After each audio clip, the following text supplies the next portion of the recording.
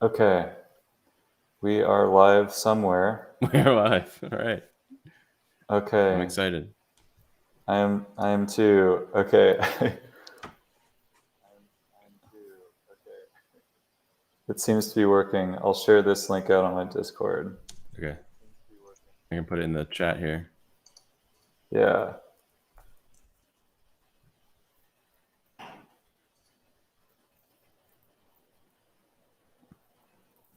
You can put that in announcements. Yeah. How did you join the server? Yeah. Nice. Welcome. Thanks.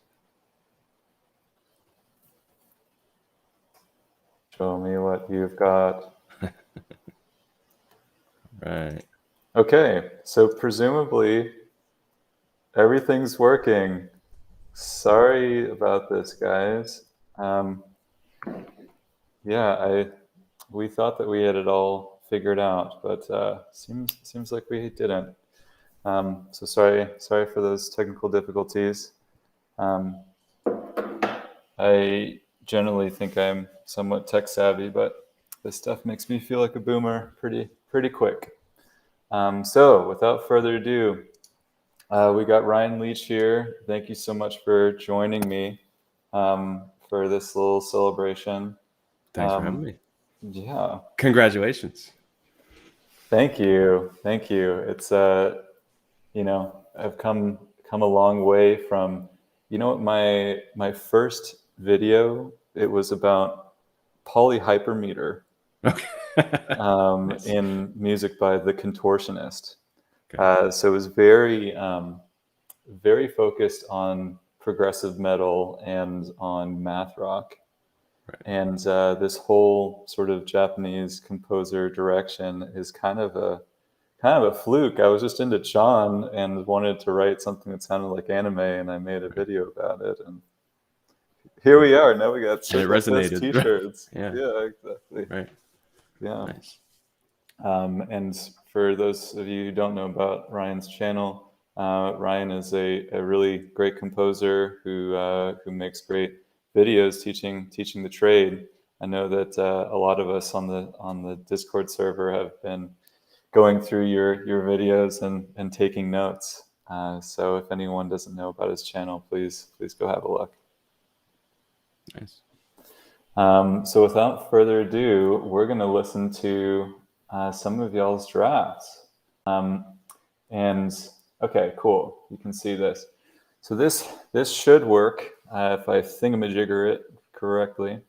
What we're going to do to save time is we're going to go in order of submission. I know that Meodaze wanted, was submitting drafts and wanted the latest one to be listened to. Others of you seem to have submitted multiple songs, so unless you say otherwise in the chat, we'll just listen to the first thing that you sent. That helps me because it also correlates with the. It will show us what you wrote in my little spreadsheet here in the survey.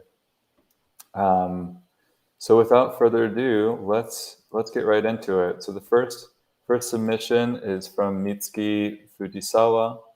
The notes about it: this piece was the first time I ever tried writing for solo piano in an orchestral reduction style. So it was very interesting to explore different colors and textures using it.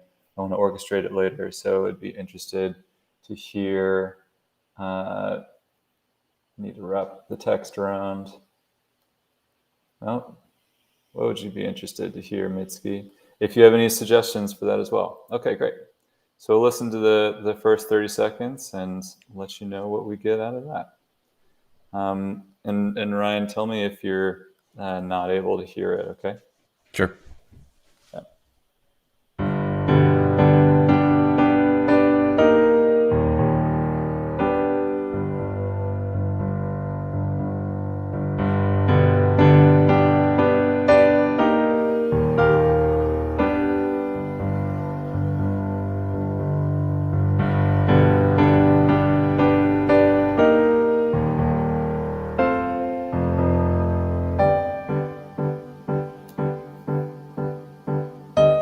Okay, seems like a natural place to start. Got spicy right at the end there. Yeah. Oh yeah. Starting it off with a dissonance in that A section. Any thoughts there, Ryan? Sure. So yeah, first of all, I think all these comments are kind of out of context a little bit besides what you tell us. So sometimes I think we're looking for things to say, even if we wouldn't necessarily, if we just like heard this on SoundCloud, that we're like kind of like intentionally going to be like, let's just get into it. My first thing was I was surprised because I was thinking you had said piano for an orchestral reduction, and then it felt very pianistic with these like climbing chords. So I'm interested to know what the end game orchestration wise would be for that, but it's hard to know in this context, I guess. Yeah, and I also wondered, like, format wise, what's the difference of like writing the the piano reduction first, or how's that different from I made a piano sketch and then I want to orchestrate it? Is there something I'm missing here? Piano sketch versus piano reduction. Yeah, reduction is kind of a word used for what you would do afterwards, right? I guess. Right. I think they mean. I think it's sketch is the better word, probably. Gotcha. Yeah, I mean, is in terms of what I hear woodwinds being active on that first section personally. Like a climbing pyramid kind of thing. Yeah. But maybe that's because that's all I've been trying to master that section currently. Winds. Yeah.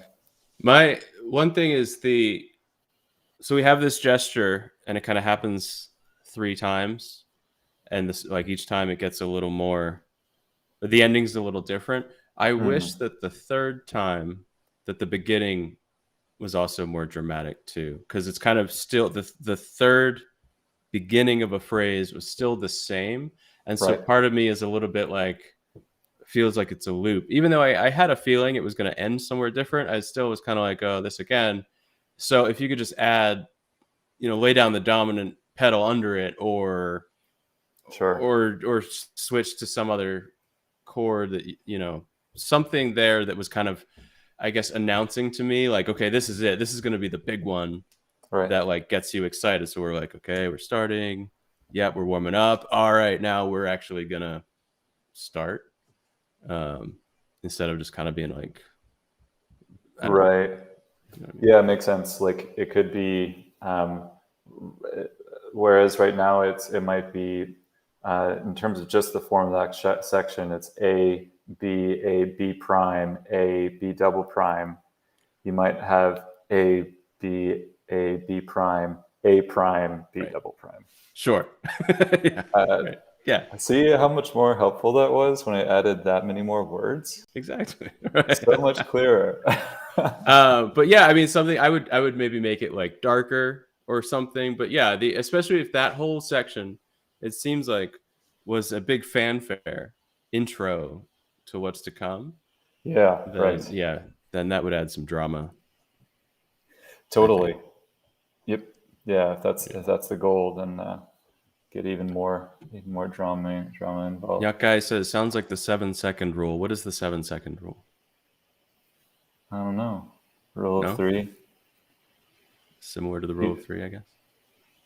I don't know. Yakai is an enigma. Right. Let's go on to the next song. This one's from Astolsko. When the when.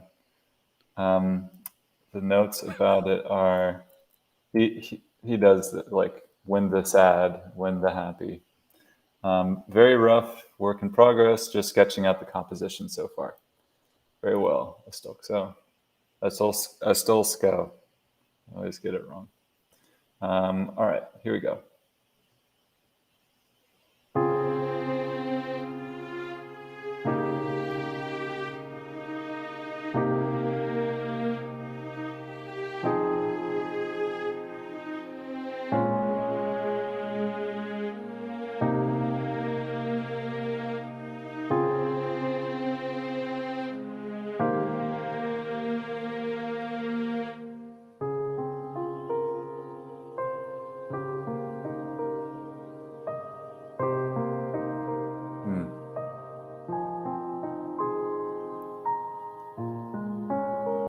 All right, sorry, man.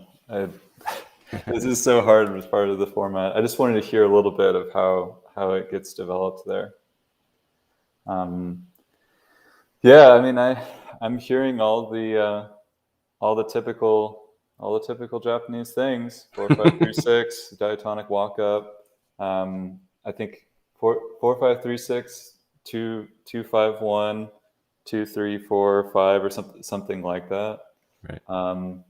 My main, if you want feedback on the harmony of it, my main thing would probably be that there could be a couple places that a little more spice could be added, a little more dissonance could be added, either with like a secondary dominant, or maybe even like some voice leading into some of your target chords, like a secondary dominant in first inversion or something like that.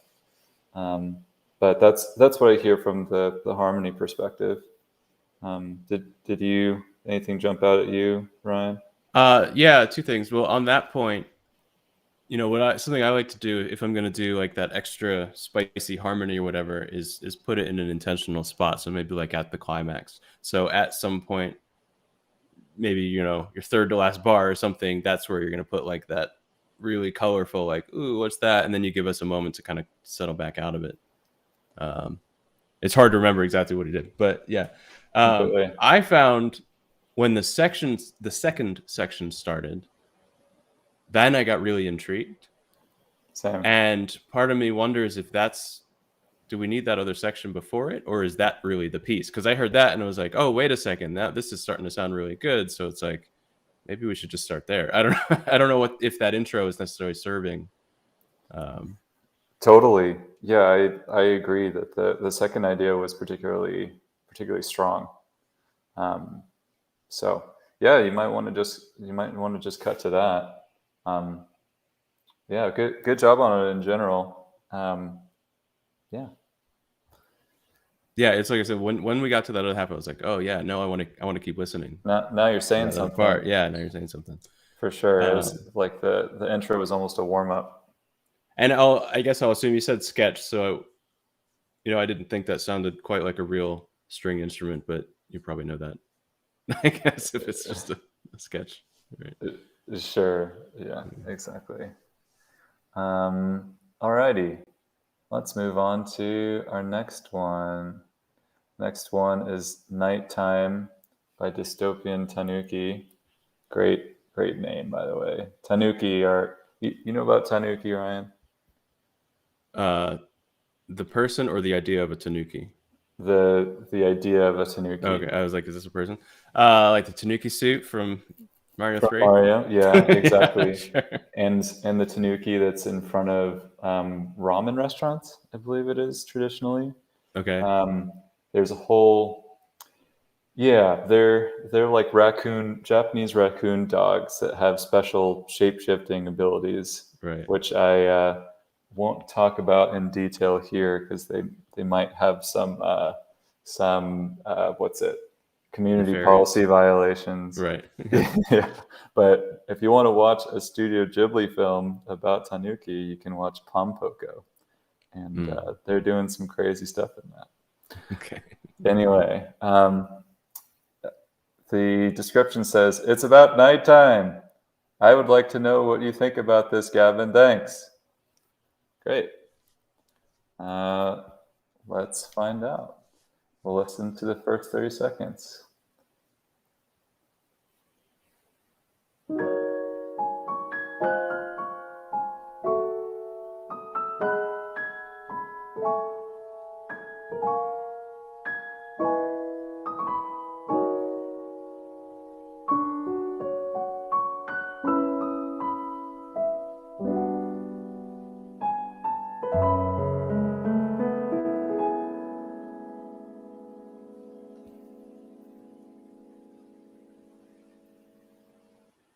Wait, okay.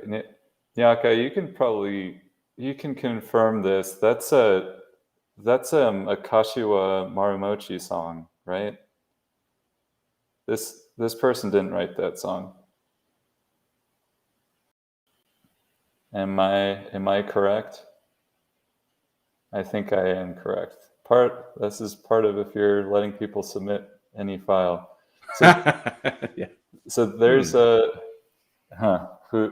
Dystopian Tanuki is not believing that. Oh, he did. Okay, cool. Okay, I wanted to check that with Nyaka because so for context, there's a sorry to I just knew I had heard that before Dystopian Tanuki. Maybe I've heard a draft of this before.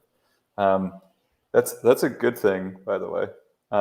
There's a piano player that many people on the server we really deeply respect, named Kashiwa Marumochi, and they have pieces like this very ethereal solo piano type of sound and very colorful harmony, and the tone they use is just like that. Right. So the criticism was that it was too good.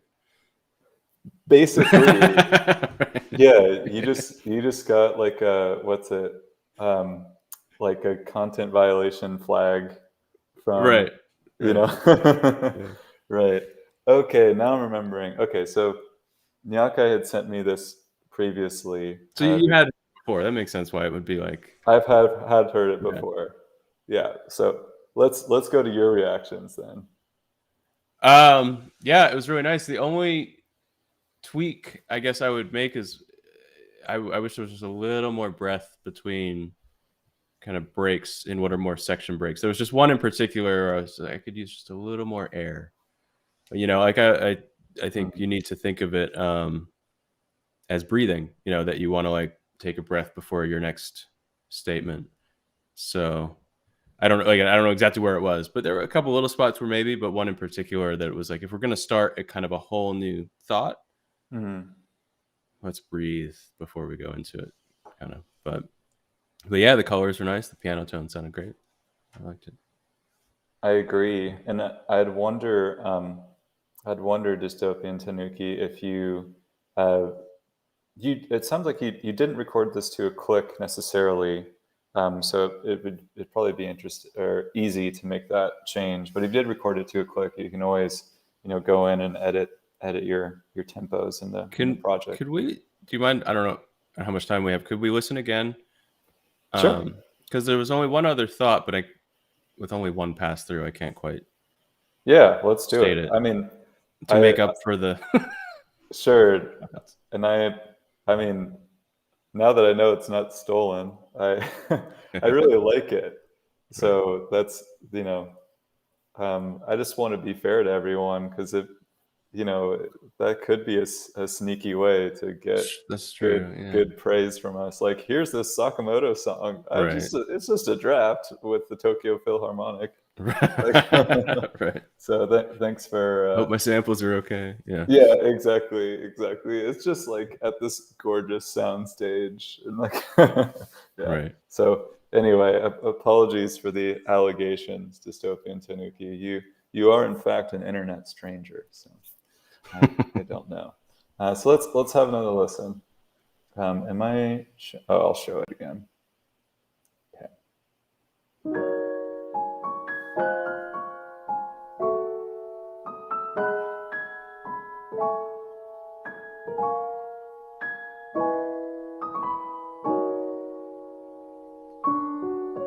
A little more could be there.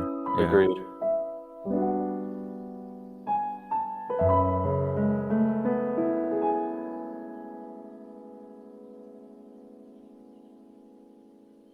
I can't quite put my finger on it.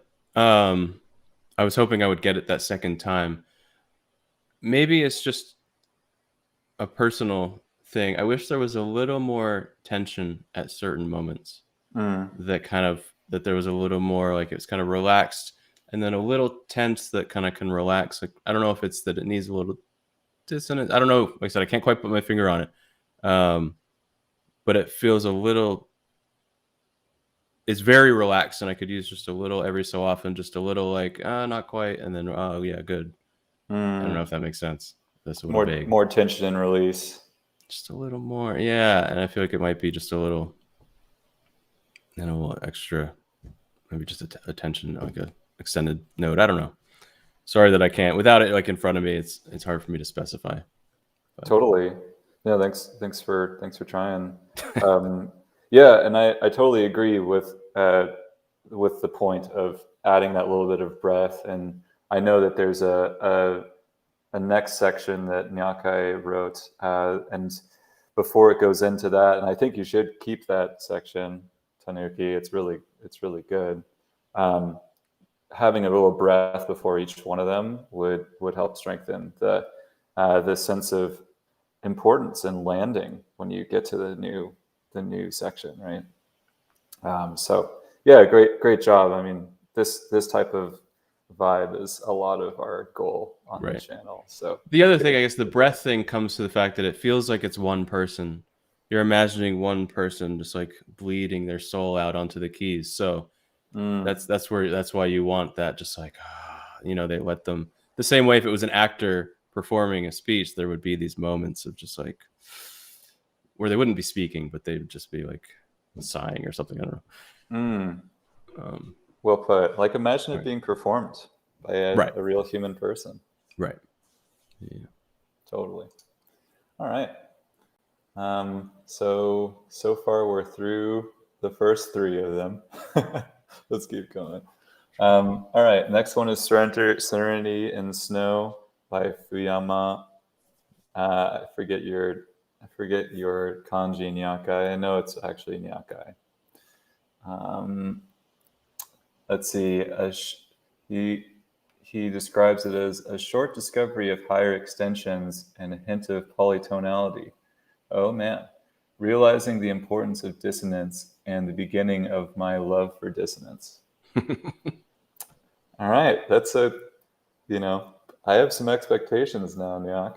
Let's hear this.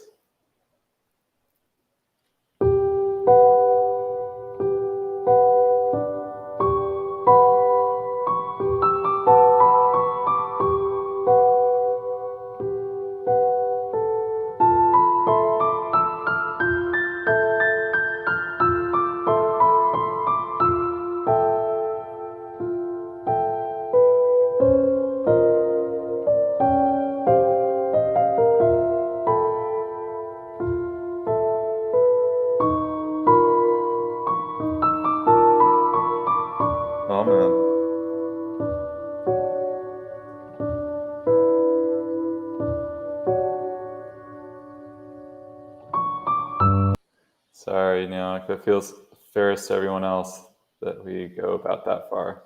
Right. I'm scared. I am scared. True. Nice. Yeah, I've heard this one before too. I believe so. I'm interested to know your real first thoughts. Real first thoughts. I think it's working harmonically. I think all the, what we want to say, the unusual color choices, I think are effective. I think that's really good. And the tone feels good. I think the vibe, I get the vibe. I guess there's 2 wishes compositionally. One wish is that I kind of knew a little more of the direction. So that like we're kind of like moving into like, this is a cool color, check out, here's another cool color. Is there any kind of like shape to it necessarily? And I guess more to that is maybe, I'm not quite sure if there was like a motive that I could really latch on to and be like, oh, this is like the cool thing that's kind of like the second time through, it was almost like scalar. And I was kind of like, okay, but like, so I guess this is all about the chord. If there could be like a slightly more defined motive around that chord, that would be easier for my ear to kind of latch onto and experience how it's changing through the different tonalities, I guess. Yeah, absolutely. Lucid thoughts. So just play the lick 10 times and then put different or something like that. But kind of, actually, that's something I go, I mean, motif. Like with students, I talk about Beethoven's Fifth as one example of just the same lick for 8 minutes or whatever. The Game of Thrones theme is just the same lick. The ostinato, the melody, the B section, it's all out of that same lick. Just kind of, there's so many examples. Duel of the Fates, I don't know any anime examples. I'm sure they're there. Is it Terra's theme from Final Fantasy? Is it Terra? That the A section and the B section are basically the same section, just with the mode reversed. Like it's minor the first time and major the second time, but it's the same lick. So yeah, like say the same lick 10 times in a row. Like sounds sarcastic, but less is more. Yeah. Sure. Yeah, I share that feedback for you, Nyaka, that having like maybe instead of currently it's a little wandering, and having more of a plan before you dive in is something that we've talked about. That I'm trying to get better at as a composer, instead of deciding what the song's about like ex post facto, like actually drawing out the form and saying, okay, I want this to be in sonata form, and it's going to be in this key, and then it's going to be in that key, or whatever. I think that there's sort of a whole range of how planned out you want to be before you start writing a song, but I think that both you and I would benefit from trying to do it a little bit more. Something I'll do too is, even if I don't want to plan out the entire form, which is, I think, great advice, even at least in the section, be like, okay, at least where am I trying to go for the next bit? The next, at least what's my kind of end game within the next 8 32 bar things. Like if you're like, I don't want to stick to sonata form, I want it to be free, like fine, but at least try to think of, at least on a micro level, beginning, middle, end, over and over and over and over, I guess. Someone's asking what we mean by form. One, like the most common form of a pop song is intro, verse, chorus, maybe a bridge, and then another chorus. So it's, by form, we're just talking about the arrangement of your sections, and what's the contour of the energy over time. Because when we're talking about instrumental music and classical music and stuff too, these things are a little bit more flexible, right? Yeah, exactly. So it's the structure of the song, but I believe that form is the kind of more traditional term for it. Right? In the chat, Max says repetition is welcomed differently if you're composing for picture, stock library, or just listening, though. I slightly disagree. Like, I think I get kind of the point, like, especially if this is stock library, you want it to be pretty repetitive and just stay the same vibe the whole time. And if it's for picture, I guess you want to keep bringing back ideas that people recognize. But even if you're listening, just mentally, we need things to be able to latch onto and to be able to kind of understand. So repetition doesn't have to mean copy paste. It can mean development. Sure. But development does not mean changing the topic. That like all of a sudden on this live stream, we're going to start like talking about the Home Shopping Network or something, is like, that's not development. That's just like, what, instead of like, okay, now we talked about music from, I mentioned Game of Thrones before. Now it's another show that we like. That would be development of like moving on to music of TV shows. Sure.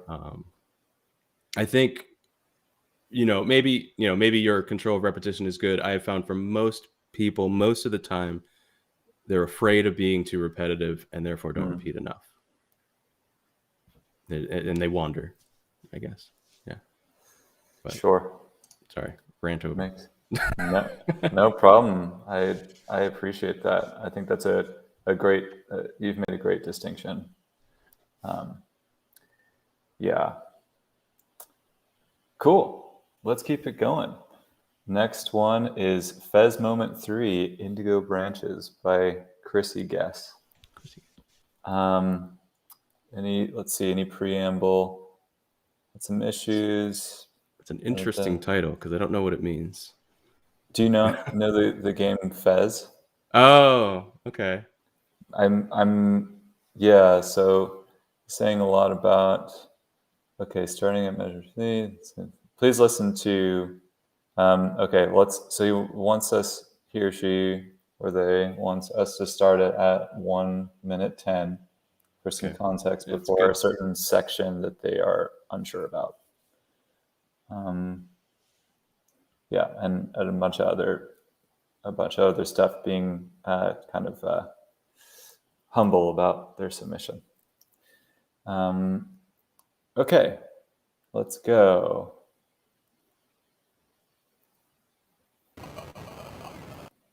Oh, that sounded very Fez. I don't know the game. I'm aware that there is the game, but I've never played it. I don't know it.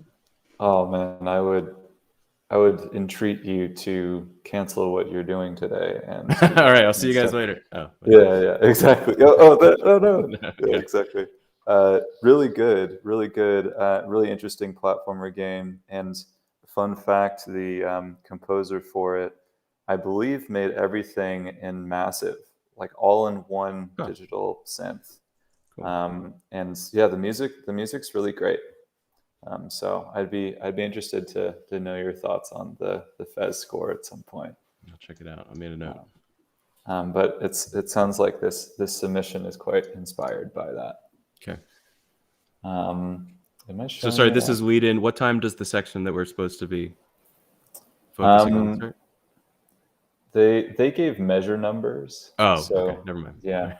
So hopefully we'll be able to infer. Yeah. Here we go.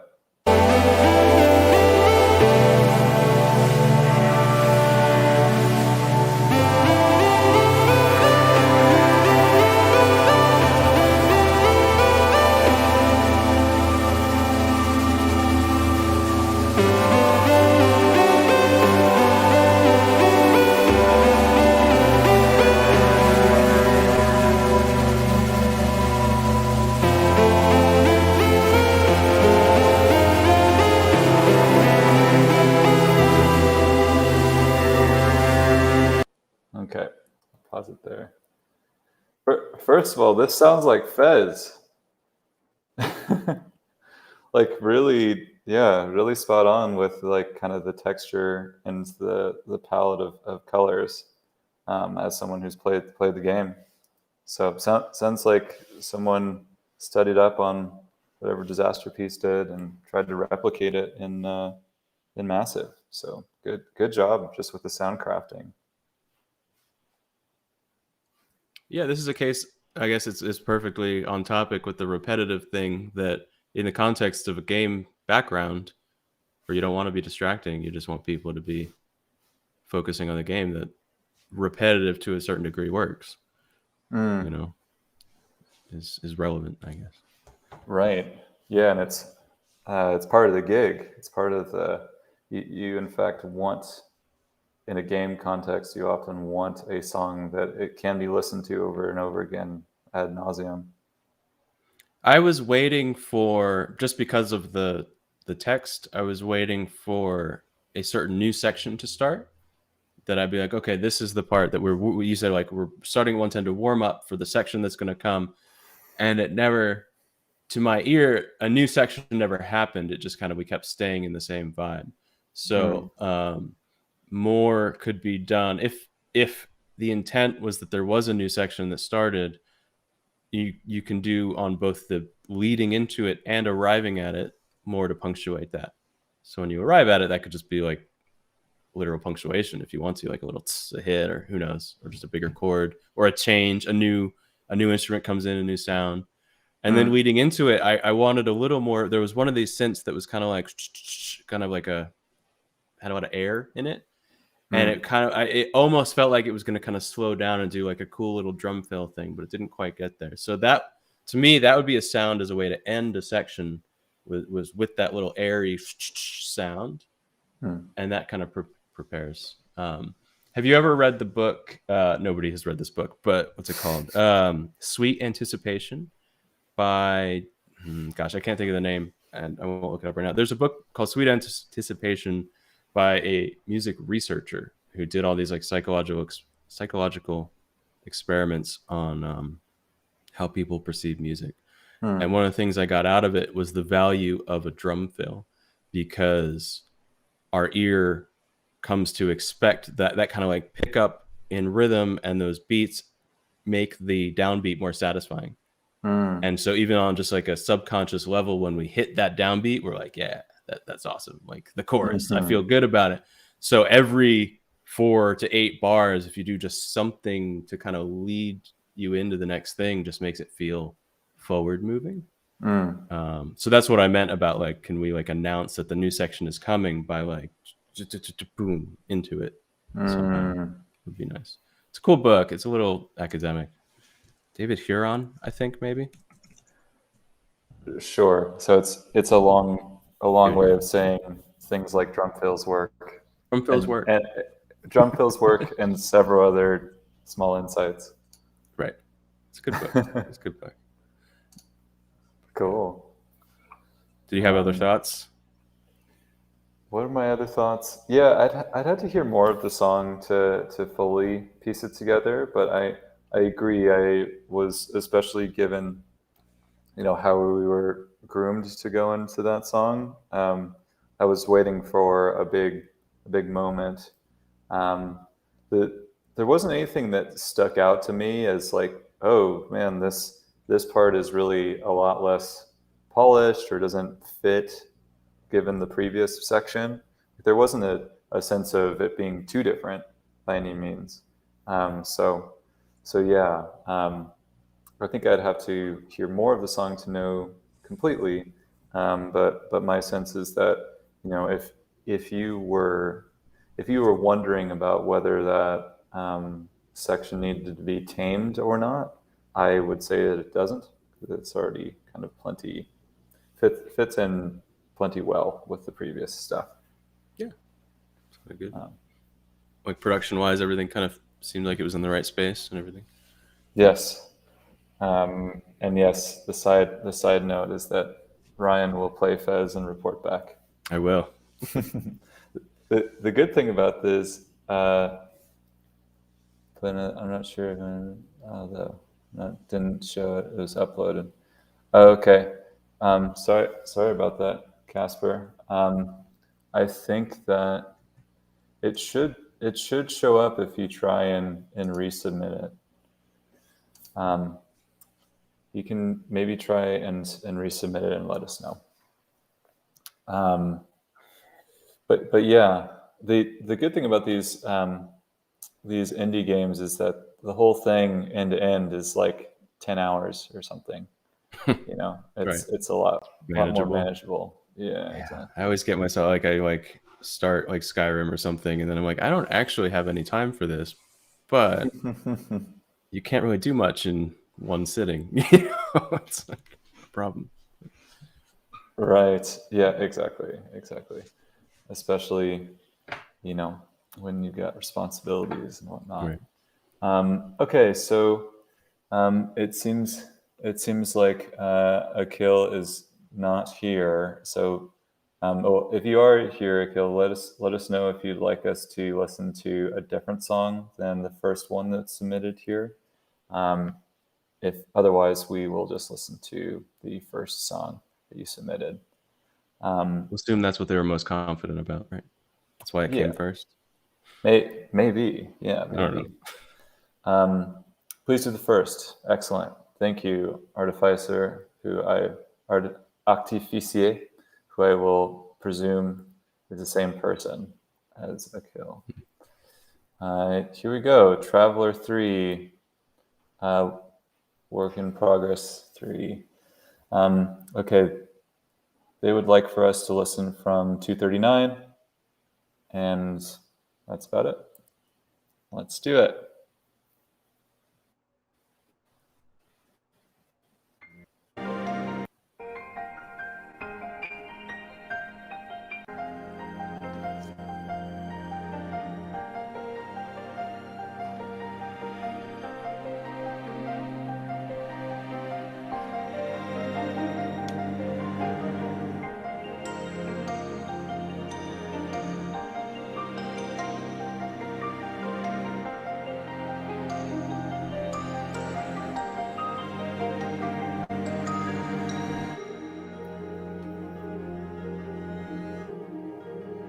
Huh.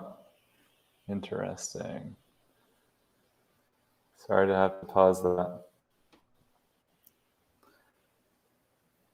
I have thoughts. Do you want to go first there, Ryan? No, go ahead.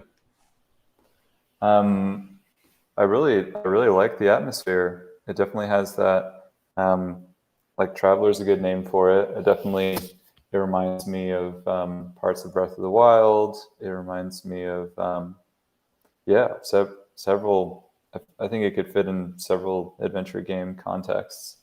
I liked how reverby that xylophone was. I think that helped it to kind of give that sense of a wide open space to adventure in. And yeah, I wish I had a little more context because it felt like what I heard as a listener was that we had established whatever the theme was in the front as, this is how the song goes. And in this section, we are introducing some new intrigue and development with whatever the strings we're doing behind it. So it's hard for me to know, it seemed like an interesting idea on its own. It's hard for me to know exactly. It's hard for me to comment much without knowing how it's first stated. So we're just hearing the developed version. That's my thing. I have a very similar comment. It's so hard without the context. Like I have ideas of things I might like play with and try, but I don't know. There's already been 2.5 minutes. It's hard to know if we've maybe already earned what we did. Like one thing is like when the xylophone came in, I might try, not that it's right because I don't know the context. I might try cutting the strings out for a second there to give it space that it can be heard. That it's just like, here's this fresh new thing. Or is the idea that we're building and building and building? Like, yeah, it's hard to be entirely sure. Totally.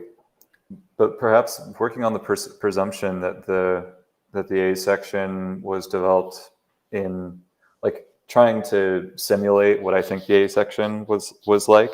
Right. I think this is an interesting development of that. Presuming that we're carrying over some motif from before and then putting it in a new, more wide open context. I think that's a strong decision. So yeah, right. That's good. That's what It's a cool texture. It felt good. I had to turn it up quite a bit to really get into it, which makes me wonder if it was bounced too low, or if even maybe just the piano was too hot over everything else. So at a quieter volume, it was dominating, and I had to kind of turn it up to get the whole space. And then when it was louder, it felt pretty good. So it's tough to say, but maybe you could actually bring that piano down and not actually lose its power in the mix. Because it's really cutting through. The trick I always like to do is I like to listen super quiet and see what's still squeaking through. And for me, usually it's like a shaker or a hi-hat or something that's like really high. And then I'm like, oh, I didn't realize that was so loud. I can bring it down 10 dB in the mix and it still cuts through. Oh, wow. That would be my test. If I bring this down, I'm going to hear just the piano. So then when you bring it back up, you can probably bring down that piano and it was still cut through. That's a great test. I've never heard that before. The tiny test. The tiny test. Right. Yeah. Interesting. Okay, cool. Let's keep going. We've got plenty left. Although now, sorry, Akhil, we'll just do one of your submissions. I'm sure you understand. Next one is Shining Star by Brantley Harris. And this is the first real game style composition I've made. Any tips or feedback would be appreciated. Okay, here we go.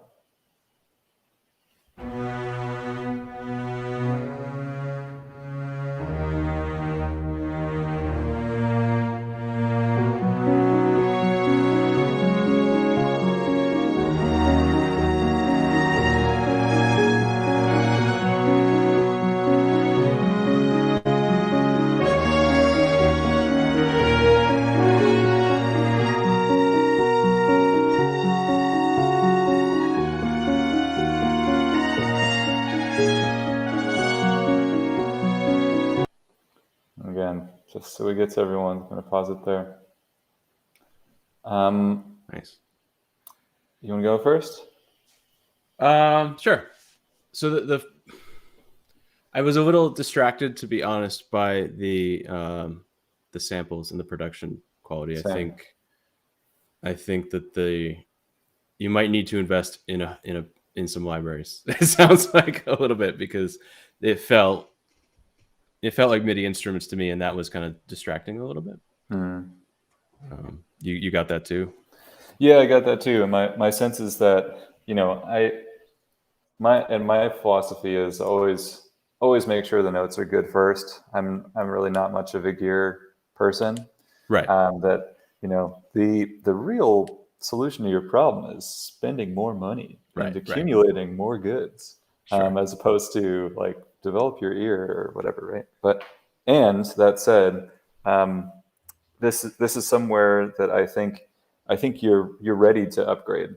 You're ready to make that investment because the ideas are strong enough in here. I hear some of the harmony stuff we talk about all the time is definitely in there. It seemed like the thing that stuck out to me the most was the way that the horns sounded. That it sounds, yes, I agree, Spiral Flip, that money does help accumulate goods. No, goods are great. Goods are great. I'm sitting at a nice desk, and accumulation of stuff will help solve a lot of your problems. That's true, but not all of them. You'll still feel that emptiness in your heart. Right. But anyway, I think you're ready for that upgrade because the notes sound good. The horns, most of all, to me, I'm presuming you didn't want them to be like that. There wanted to be some sustains in there, but the patch is only stabs, basically, and it sounded a little strange just as stabs because it didn't really fit what was going on in the rest of the tune. But yeah, I think I liked where it was going. Chords are good. I have an orchestration comment, so don't let me forget it. But on the topic of kind of samples and quality and like not wanting just throwing money to get better, there's a lot of power in being honest with what sounds you have, and if they don't sound like what you intend, like, does that sound like a real trumpet? No, then you're not using trumpet in this track. It's kind of my philosophy. Like, that's why a lot of my like library music, especially, or TV stuff, is pianos and harps and mallets and guitars and all these things that sound good even if they're fake.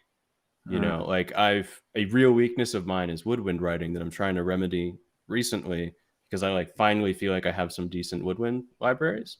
But 10 years ago, a MIDI oboe sounded like a MIDI oboe, or like a MIDI saxophone-ish thing. And it was just like, bleh.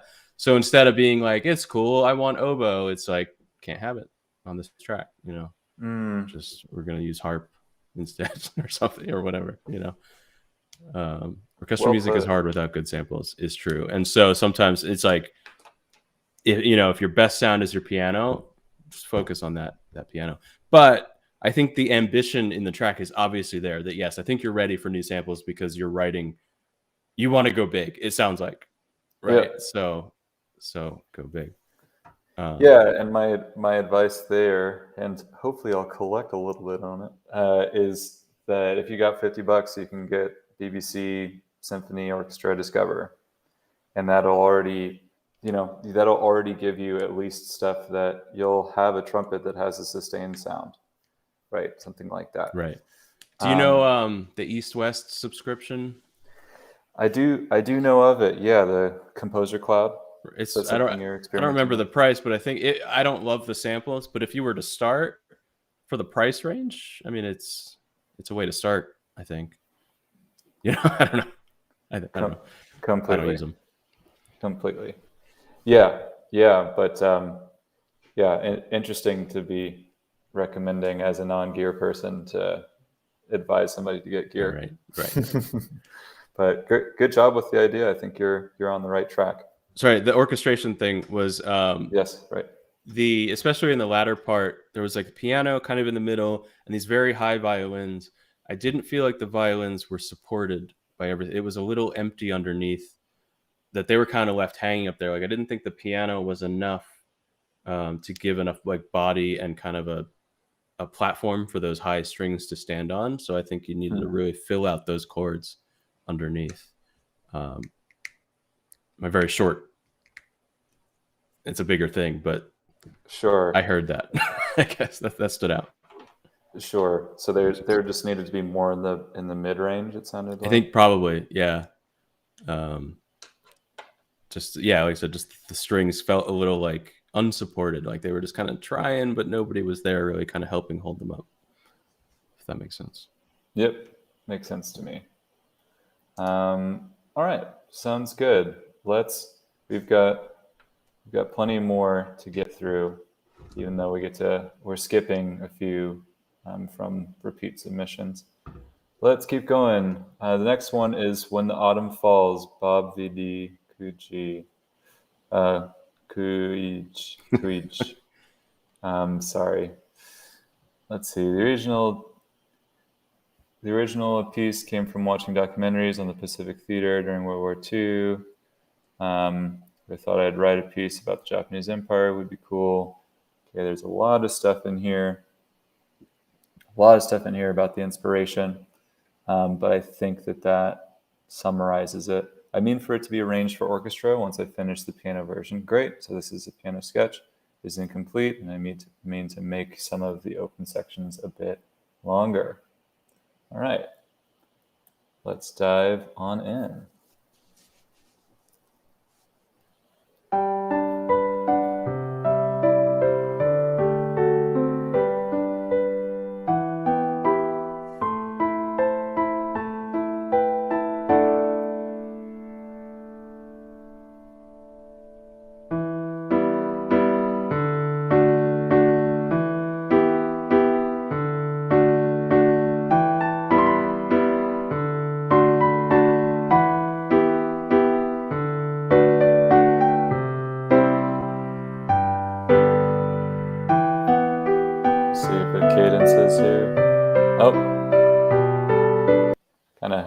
To a third idea.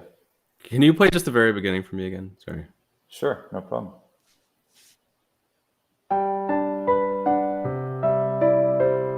Okay, that's fine. Thank you. There you are. What was it that you wanted to hear about the beginning? I wanted to hear if the meter was 3/4 because it wasn't kind of that second idea. And I was like, I didn't think it was the first time, but I was feeling a little funny about the phrasing. So then I was like, did I mishear them? But no, I didn't. It's fine. It's fine. Gotcha. Toward that, I think that there could be one thing that sticks out to me is that there could be a stronger sense of continuity between idea 1, 2, and 3. That was the main. I feel like if I were going to give one piece of feedback on it, that's what I would say. I agree. Yeah, you as you were stopping, you're like, oh, there's a third idea, which is kind of like, oh, there's three sketches for ideas. Like, hey, maybe this will work, maybe this will work, maybe this will work. Right. But yeah, I think it a little bit back to that idea of repetition. To repeat that idea, part of the point of repetition is also just kind of helping us get our bearings and know where we are. So if you play that first section and then repeat it and then bring in your B, maybe it wouldn't feel so like, well, we're on to something new already, because it's like I didn't even really catch the first section the first time. That's the benefit when you have your A section. That's part of the reason you can kind of say it again, is just be like, hey, did you catch that? This is like our main thing. Because it felt more like a section than just an intro leading in, right? Like it was meant to be like a. Yeah. Although I could also hear one thing I'll also note is this person did do what we were talking about with earlier songs, in which there was song, there was section A and then a nice breath. Yeah, I felt that too. Definitely. Right? Like, Yeah. okay, that was that. This is this.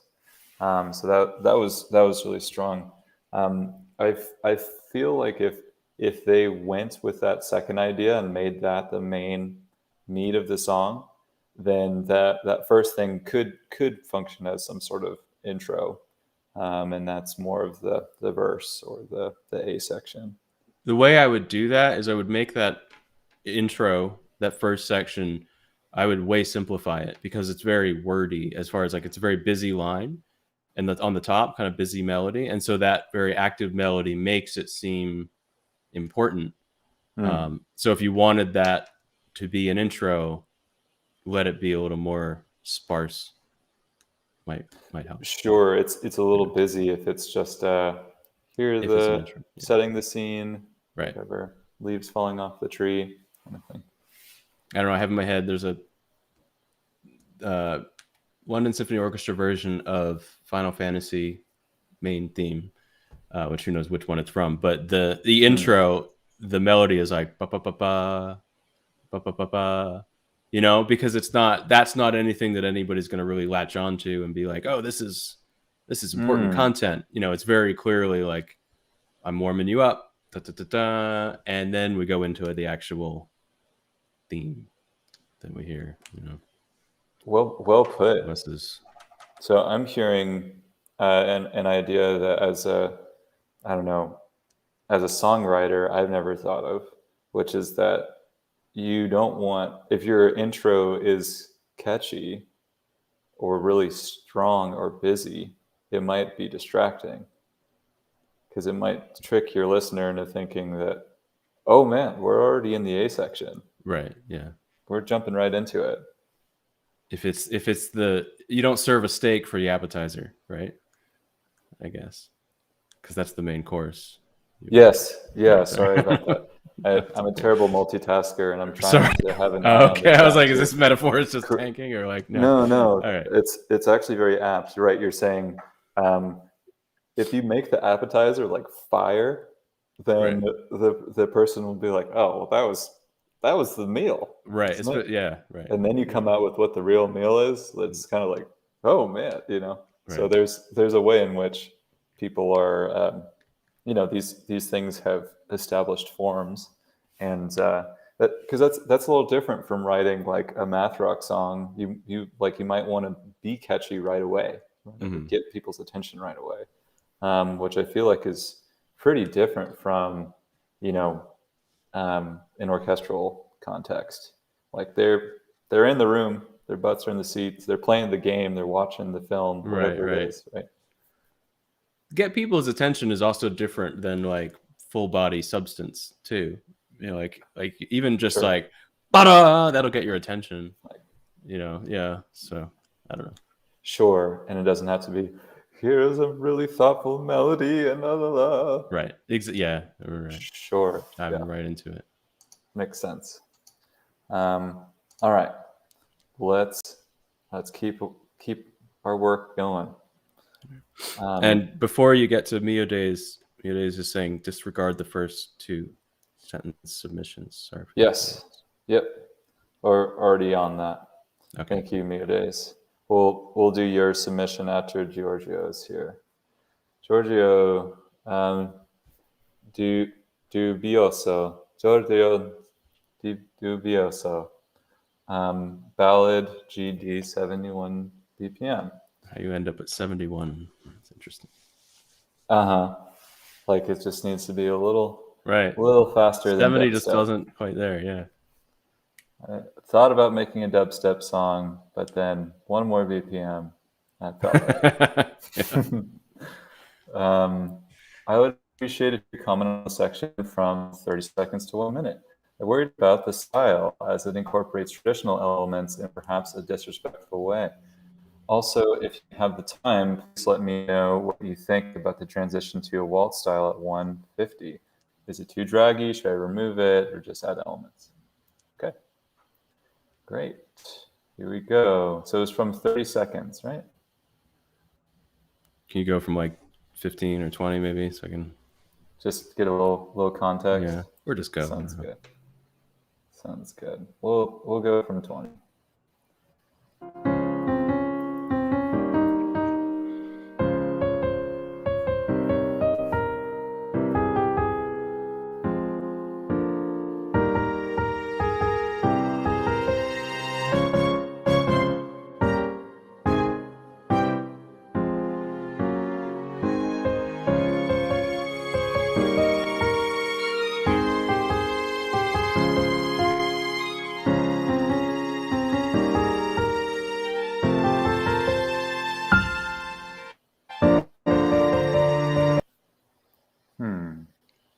Oh, I think you read somebody else's description. That wasn't from his. Okay, I was going to say, this isn't using traditional elements that I know. Right. Okay, cool. So disregard any of that preamble, and he's asking from 50 seconds instead. Sorry, Can you sorry, read y'all. Yeah, that's all right. I can read. I'm tap dancing between tabs. I'm tab dancing, one might say. Okay, so let's try again. We'll start from 50 seconds. Okay, I see this. That description was from. Oh, okay. We're sort of off by one here. Gotcha. I might disregard the descriptions at this point because I forgot to have y'all. Oh no, I can do it. I can do it. We got this. Okay. Let's start again from 50 seconds. Sorry. So what is the? Do I need to know anything for ballad? For ballad, I'm finding ballad in. Man, I really should have had y'all give your names in the form. I'm hurting because of that right now. I'm highlighting each link and seeing whether it's the one that we want. That's what I'm doing right now. 1 second. Well, didn't you? Because it's got his name on the file. Anyway. It just has the links.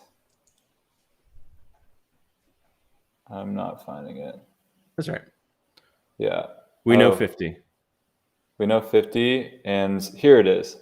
Hello, Gavin and Ryan. First of all, congratulations. Oh, man, you had a lot to say, Giorgio. This is really kind. Part I'm struggling with is the chorus. Other kind and thorough things. Please start at 50 seconds. They feel that this is the weakest part of the song and that it could use some strengthening, basically. Sending lots of love from Italy. Thank you, Giorgio. So I'm guessing that the melody is going to be replaced by a vocal. Yeah, perhaps. Giorgio, I don't know. We'll find out. Okay, and am I still sharing this? Okay, perfect.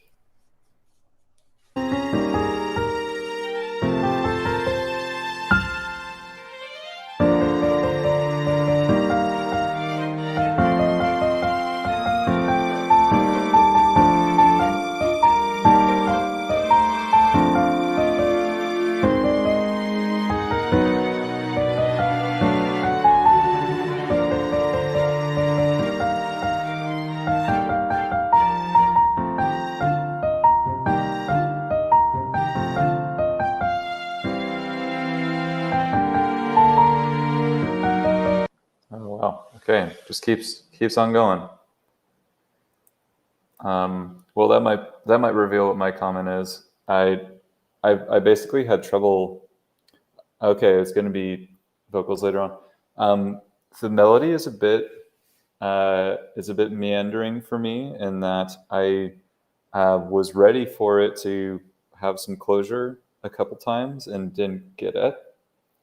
And we kind of went right into the next part.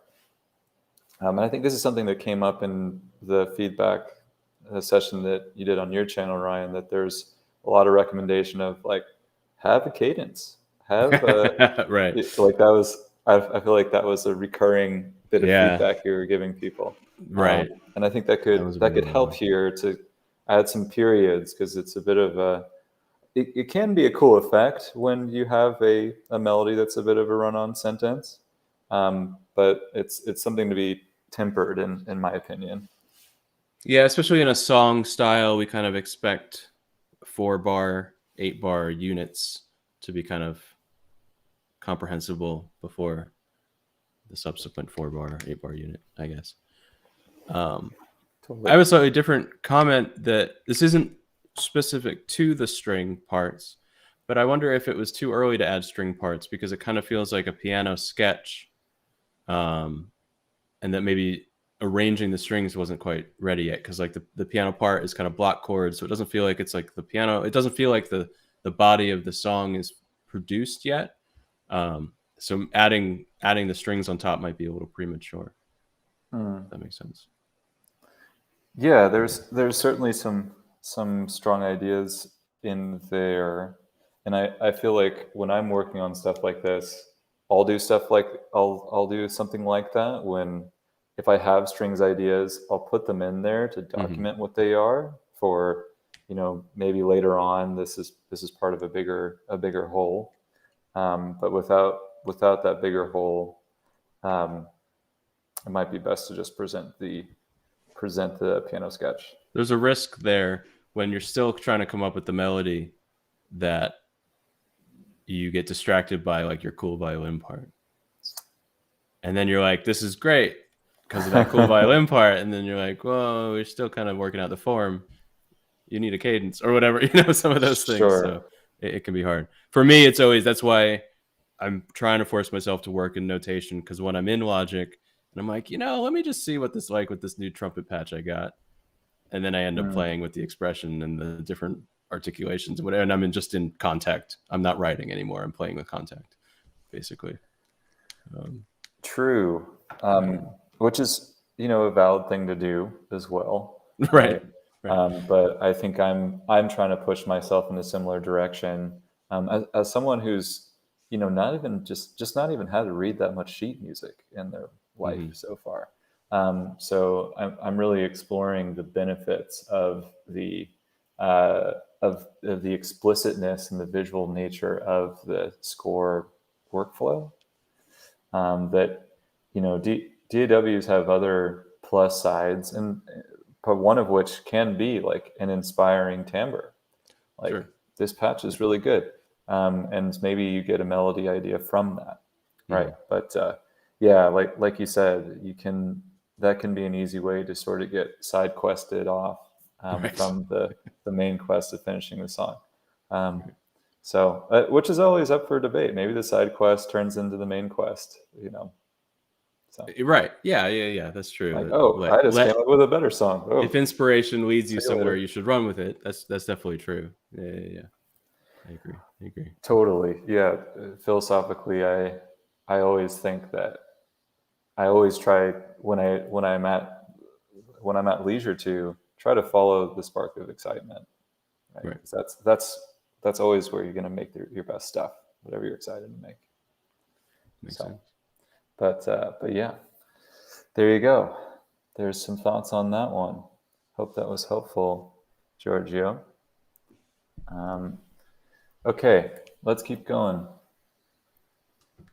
Okay, so Meodaze, we will not do submission 1 or 2. We will do submission 3, Burning Building, which is way down there. Let me try real quick to find your description. Oh, great. This is supposed to be for a game jam. Imagine you're on the outside of a burning building. There's a helicopter on the roof, and the fire below is slowly climbing up the floors. Yeah, that's the game. Cool. I'm excited. And okay, I'll share this again.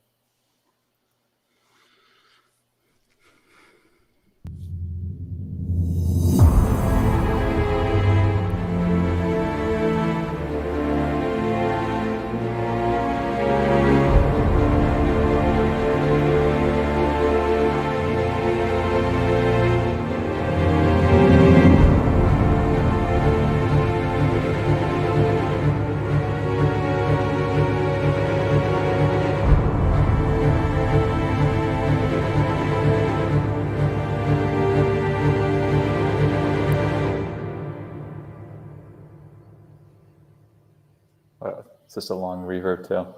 It's like, what's gonna happen?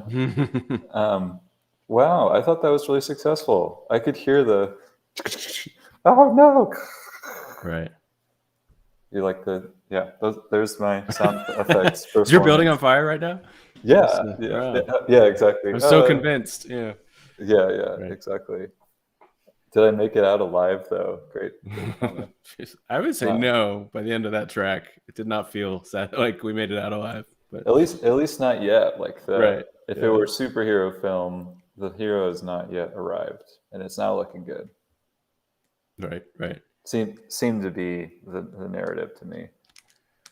I agree. That was successful because like this is what I'm trying to do, and right from the intro, caught my ear, and then was like, yeah, I feel that.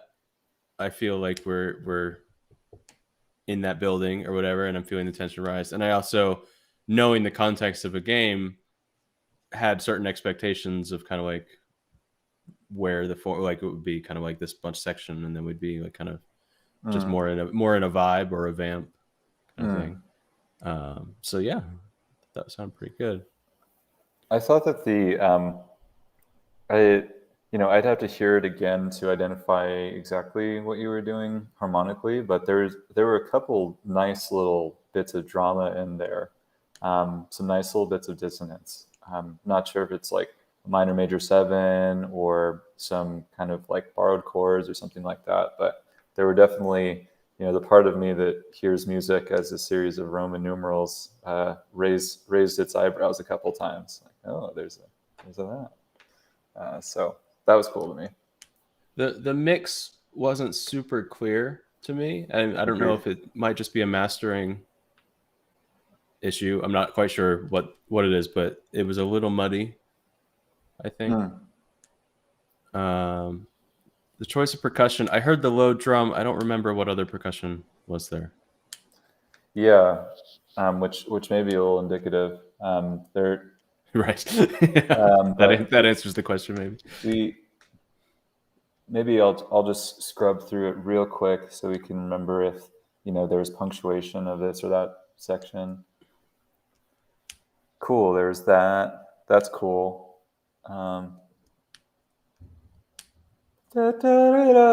That's cool chord. Oh, I can't hear it. You can't hear it now? Yeah, because you got to share it. Oh, I see. Show it on stream. You can hear it now. Yes. See that timpani roll into the big drum feels good. Yeah. Big drum feels good.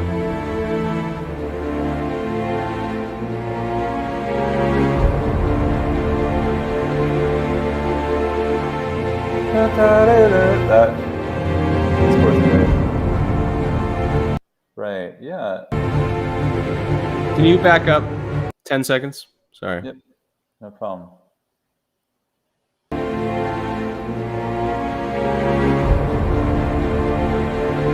Listen to this right here.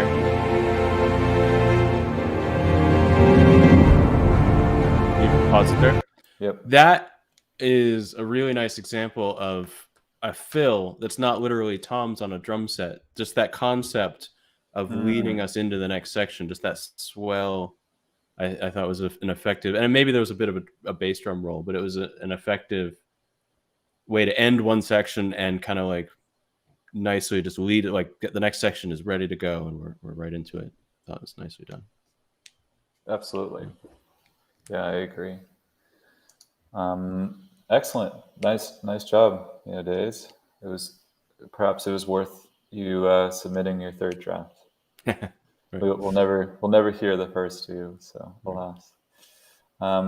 Okay, next one is Myntian Idea by Myntian, who's an active member of the server. Oh, great. Got it on the first guess. Having a lot of trouble figuring out where to go from here in terms of composition/arrangement. Any advice you could give for how to turn a composition like this into full song would really help. Congrats on 10K. Thanks, Myntian. Cool. Let's do it. I'm still sharing it. Great. Oof,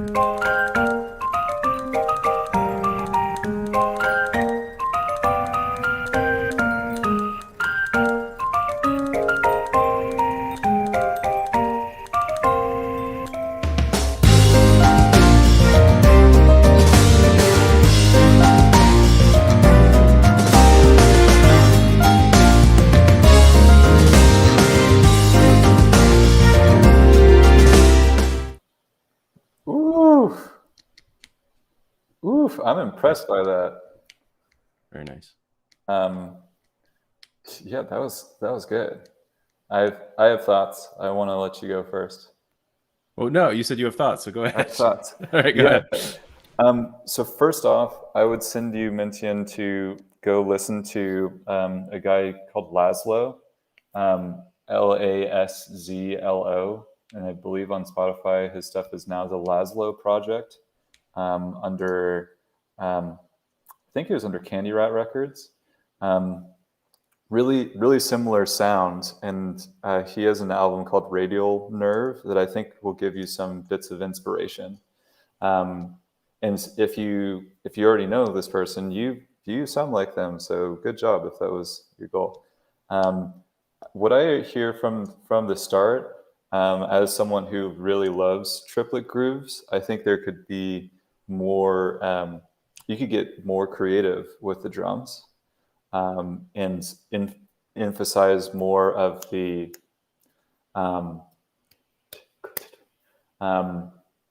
sense of polyrhythm. Could help to make the groove more interesting. But yeah, I thought this was a strong first idea, and I think what's needed next is some, break it down now, y'all.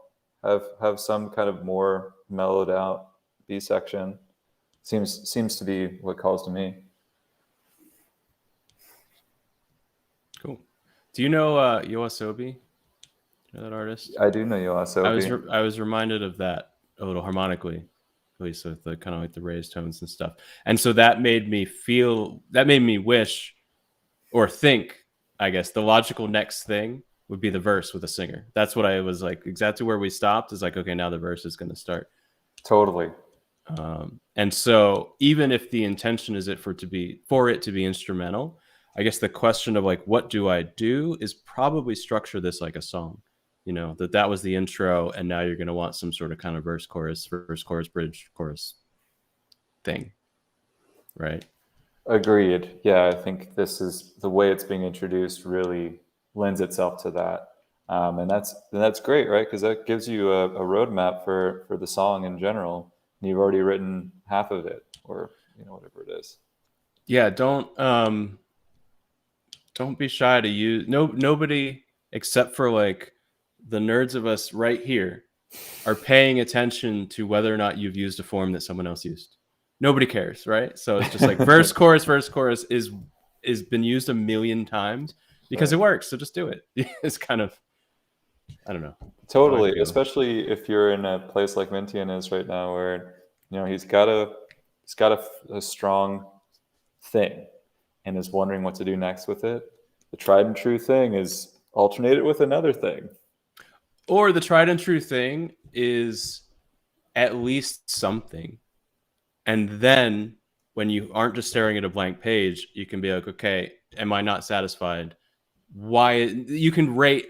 Why am I not satisfied? Oh, because this is at a 3 when I need a 6. But if you have nothing there, you can't tell why you're not satisfied because there's sure. So that's why, like in film score stuff, sometimes I'll go for just the most direct cliche jump scare thing, just because I'm like, okay, that's what we know works at least. Let's put that. And then if I go through and I'm like, yeah, that's fine. Or I'm like, okay, that's cheesy. Why is that cheesy? As opposed to being like, I need something new that no one has ever jumped at before, then I'm just gonna never write anything, I think.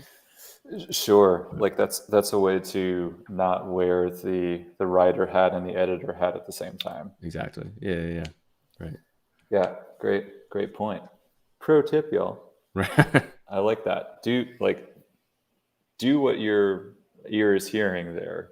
Do the cliche, and then you can respond to it rather than simulating the cliche and be like, okay, no, I don't want to do that for sure. Yeah, just remember that it's a draft and respect that it's okay to change it later. You know, Totally.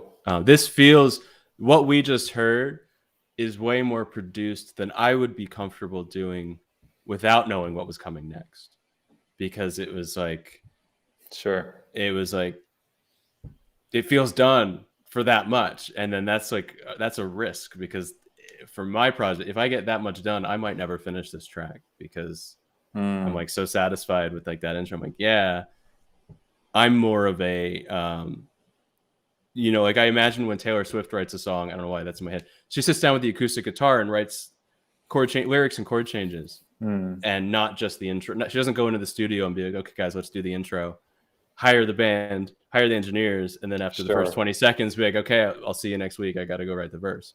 She's gonna be like, this is the song. And I think I try to think even in instrumental orchestral music that way too. Then it's like, okay, what's the song?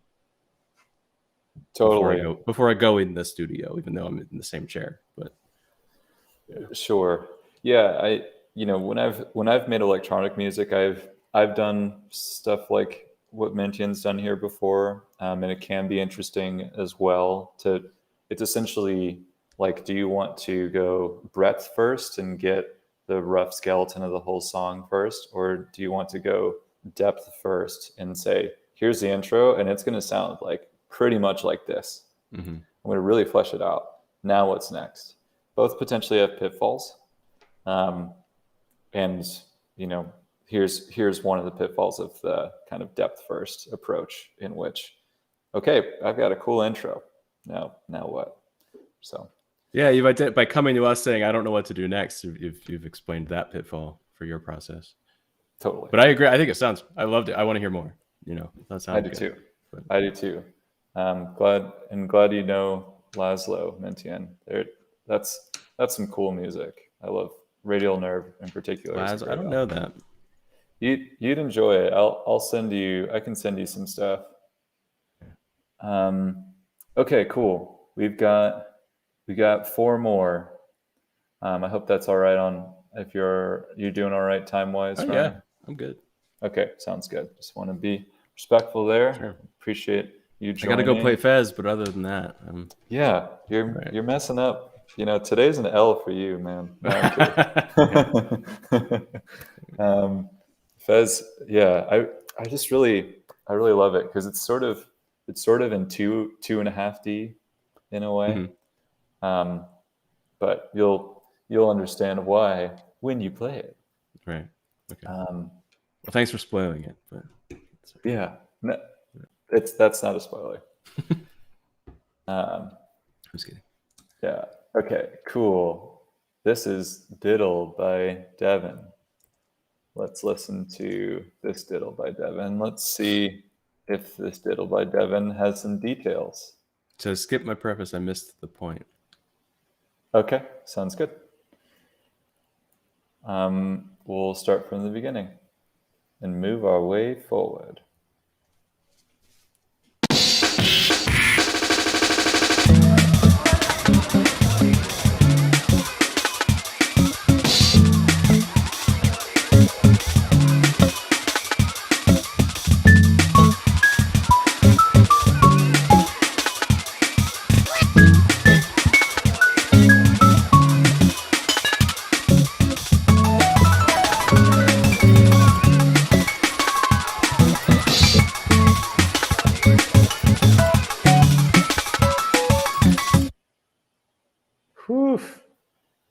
Man, y'all artcore kids always impress me. There's just so much creativity, and it's drawing from such a broad range of music. Like I was really into playing around with jungle breaks like this at one point, and like it's got that, and it's referencing. There's like the anime wow, and the wow is in there. Like, so cool. Really, really like it. Yeah, we have a lot of artcore kids on the server. Kids. Yeah, I used to do stuff like this. You reminded me. I didn't remember until right now, but yeah. No, yeah. I was not as successful at it, but yeah, that's funny. I thought that was really cool, and I thought all the choices were working. I thought the background chatter was really effective, and there was just the right amount of ear candy in the breaks that it was kind of like, oh, that's a cool sound, and then the phrase, and then like something else to grab you was really well done. It's really good. I feel like if you wanted to develop this in like an old school jungle way, and let me just like, you know, dive into as niche as possible right now. Great use of the amen break. I feel like a thing that could be done to develop the percussion in a nice way is work with some other famous breaks. Throw some of the think breaks in there, or the hot pants. But you know, choose your favorite James Brown song.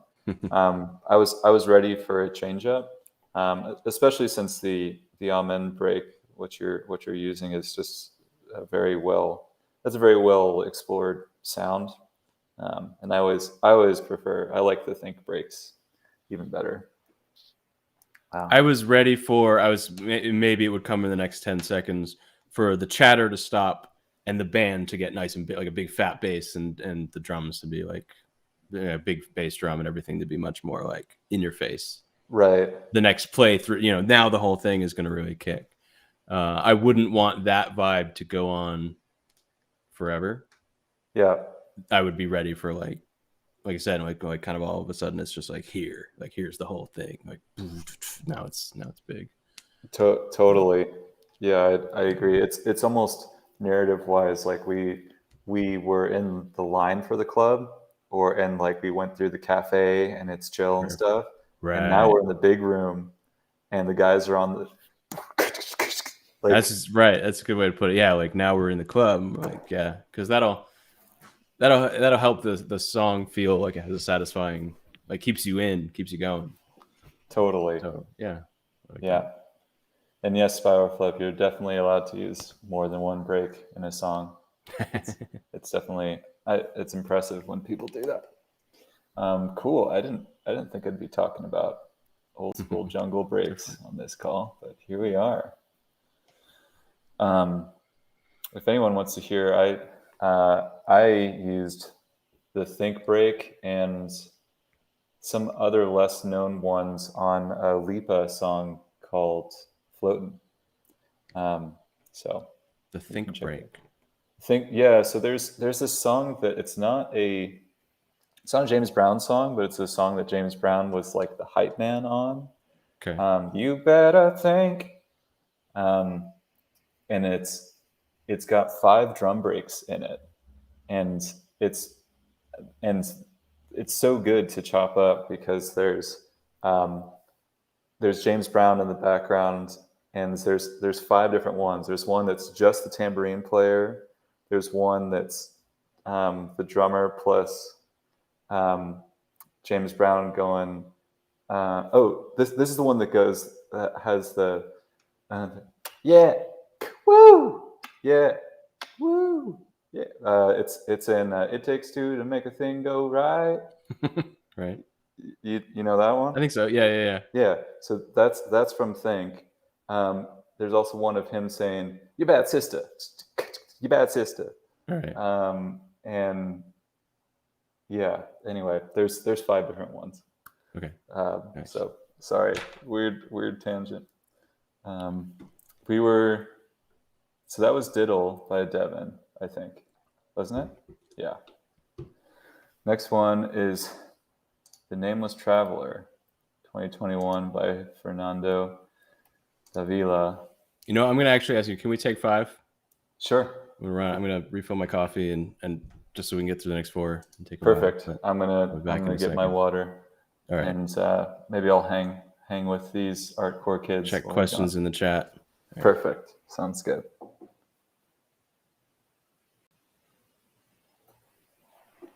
Thanks for being patient with us, y'all. Just one moment. I'll stop my video too. Or should I? It's okay.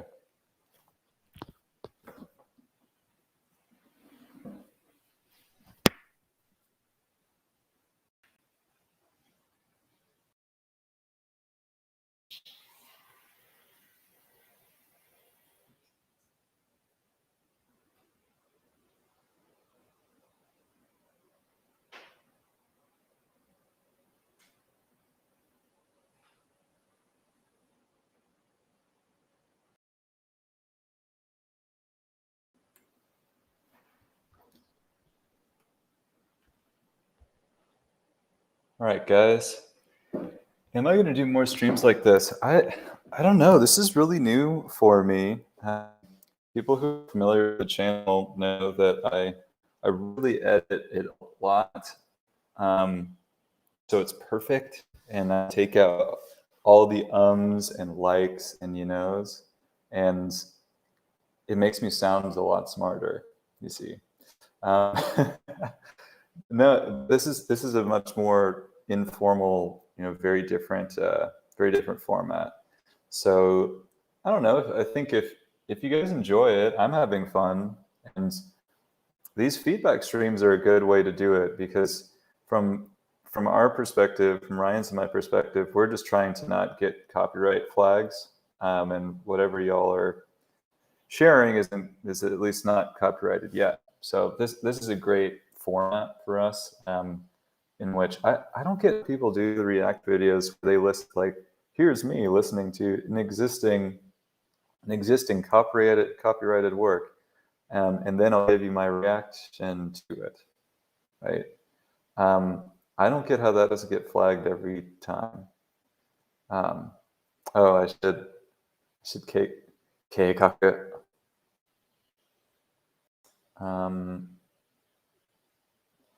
But yes, if y'all enjoy this format, I could imagine us doing more of these. Maybe at another subscribers milestone of some sort. We could maybe do it every 1,000, something like that.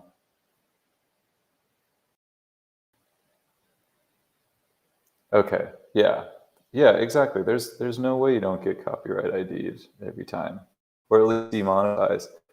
So the thing with doing this Japanese stuff too is that you don't just get demonetized. Like a Japanese record label, if the AI recognizes, like sees a song of yours, or like recognizes a Japanese label-owned song, they'll do an actual takedown. And I've had that happen to a couple of my videos, and that's why I painstakingly make covers of the examples instead of using even like any more than 2 seconds of the original recording, because I don't want to do all this work. Like, I don't really care about monetizing on ads and things, but I just don't want to put 80 hours of work into a video and have it taken down. Right? So that's why and a lot of them, if I'm talking about an example, I'll cover the song, which it now flags you for too. But I've at least not had any takedowns yet. So yeah, I'm hopeful that that'll be the case. Some of us have a no. Anyway, there was a little secret I was gonna tell about, but I'll save that for later. Oh wow. Spiralflip says Toei Animation was trending today because they took down 152 videos from an anime review channel. Yeah, we were talking about how if you're in the space of covering Japanese made content, it's especially kind of copyright violation tiptoey, and I generally get around that by making covers of whatever example that I'm trying to refer to. Yeah. And I know you did that with some of your work on Breath of the Wild. You made rain minutes of it. Right. Yeah, that's something I struggle because I really want to be like play the original track and talk about it because it's what people want to learn from. And totally.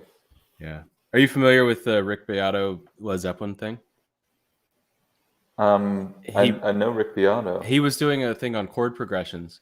Didn't even play the chord progression, didn't play the song. Played like the chords and was like, oh, and Led Zeppelin uses that in their song, and got a copyright strike from Warner Brothers, and it had to be this like whole thing to get it like undone. And he was like, I didn't even play the song. It's just like, yeah, dude, ridiculous. What anyway. I bet Led Zeppelin's like secretly a Japanese record label. Yeah.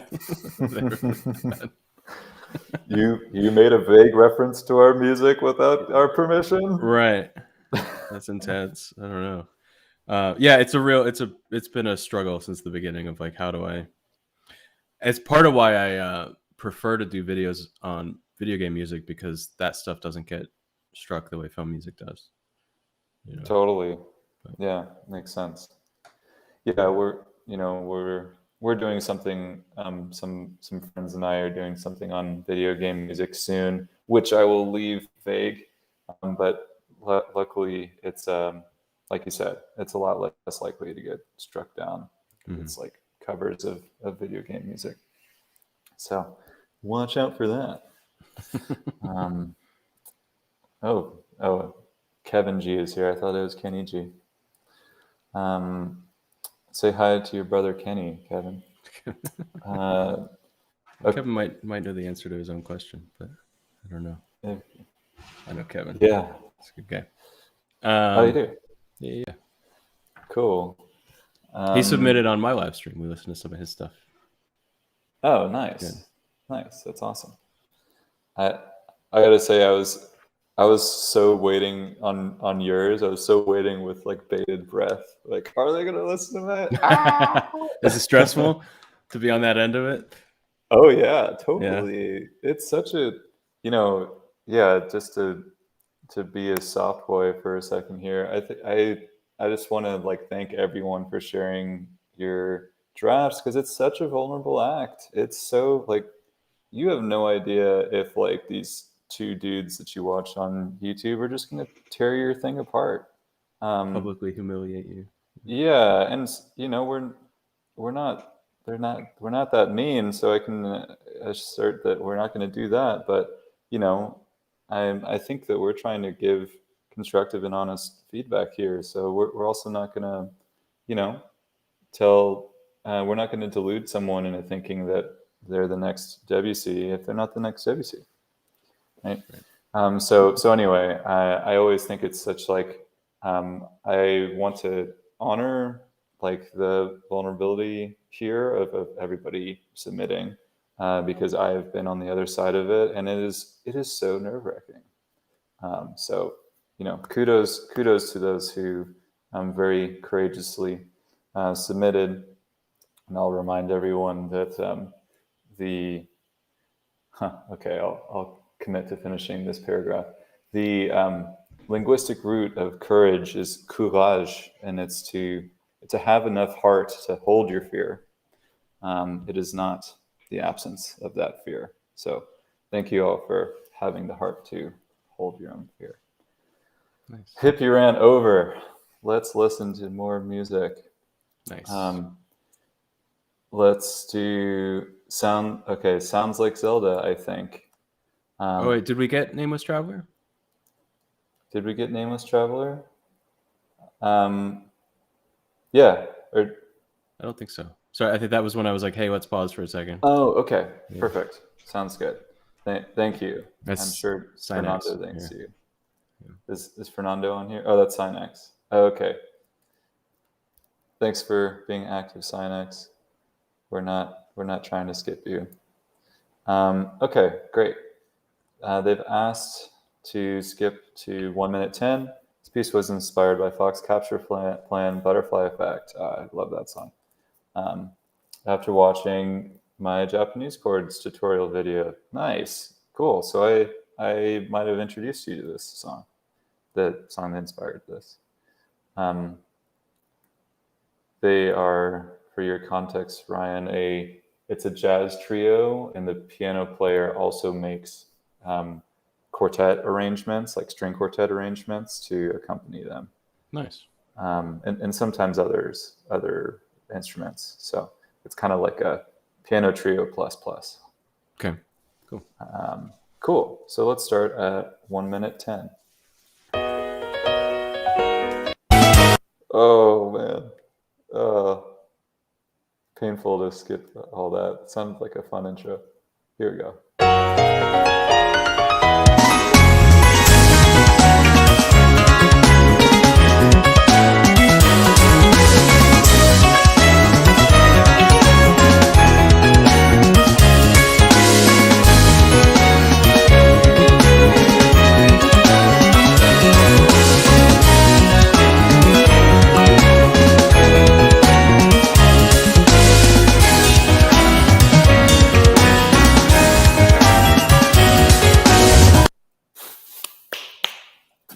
Yo, yo. Nice. That was sick. That was really good. Um, I think you're getting that. You're getting that sound for sure. This sounds a lot like that band. Bit of a different sound palette than what they would use. Like, Fox Capture Plan itself is stand-up bass, drums, piano with a delay on it, and then strings. So I feel like the notes sound like what you're going for. Chords are popping off. Love it. Love the creativity here. But I guess if you were wanting to push it more in that direction timbrally, I think that working on the string, it sounded like there was some sort of strings patch in there, but that it could be a more realistic one, and that there could be some more work on that part of the timbre. Those are my comments. Basically, I liked it. Yeah, that was really cool. Felt really good, and I don't know the right word. It was loud, but in a good way. That it was very full. It was just like, oh yeah, this feels very like produced and like I can feel it. To the thing that we kind of started with, that like when we're listening to these things, I'm going to try to find something to comment on. So this is almost like Sure. I'm like, I might as well just like try to find something. I wish that there was a little more pause at the end of phrases, perhaps in the melody. So it was kind of like dun dun dun dun dun dun dun dun dun dun dun. I would like a little more of dun dun dun dun dun dun dun dun dun dun. Like just a little chance for a breath, because even though you don't need to breathe like on a piano, I think phrase wise we still like that kind of like, it helps kind of capture that thought. So like I said, that's like a criticism I probably wouldn't make if I was just listening to this on SoundCloud. But it's like, well, we're here, what would I tweak? Maybe I would tweak that.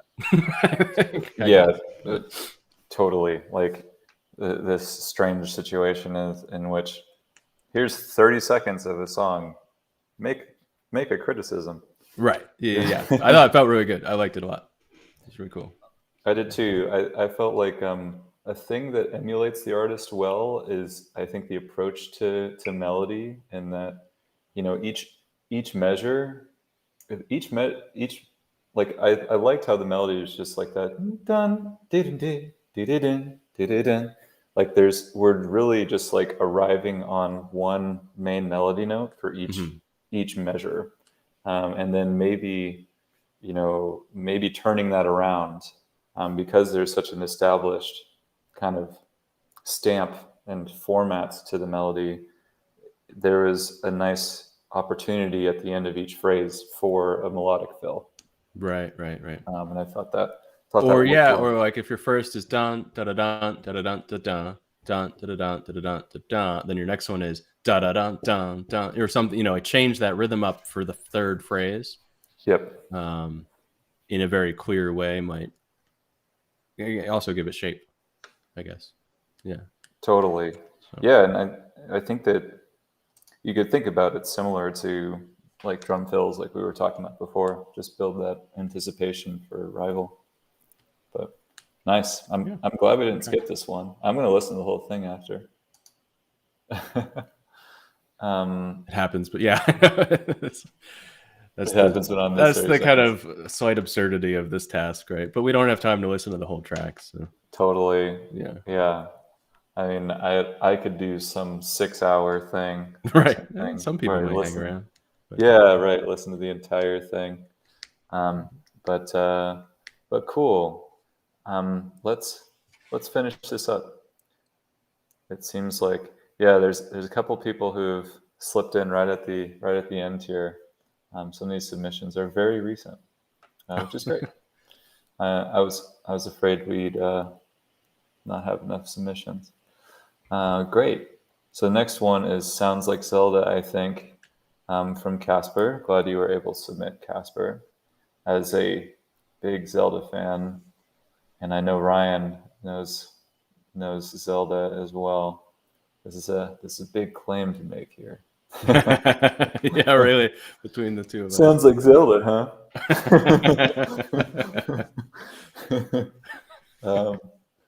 Let's see.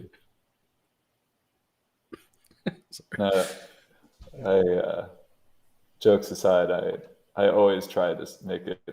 I could title every song of mine pretty much sounds like Zelda. Right.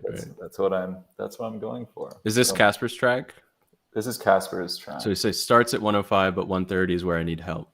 Oh, excellent. Help with what? Yeah, since you're here, ask us.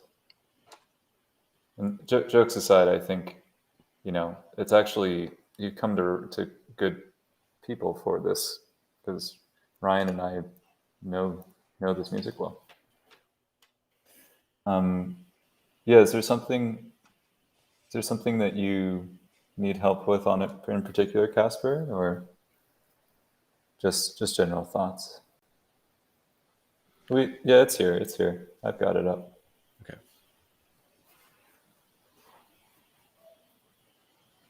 Okay. Well, we can go ahead and listen.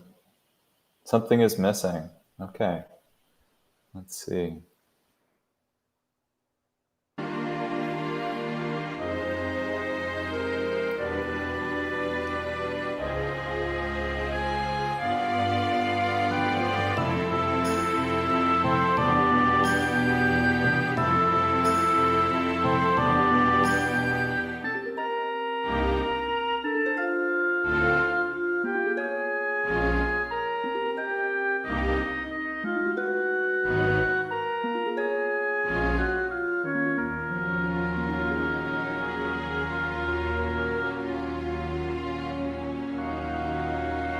Okay. Goes into another section. I'll let you start, Ryan. I get the Zelda, this thing. It fits. Yeah, that world, sounds right? like Zelda, yeah. For sure. Yeah, I get that. Yeah.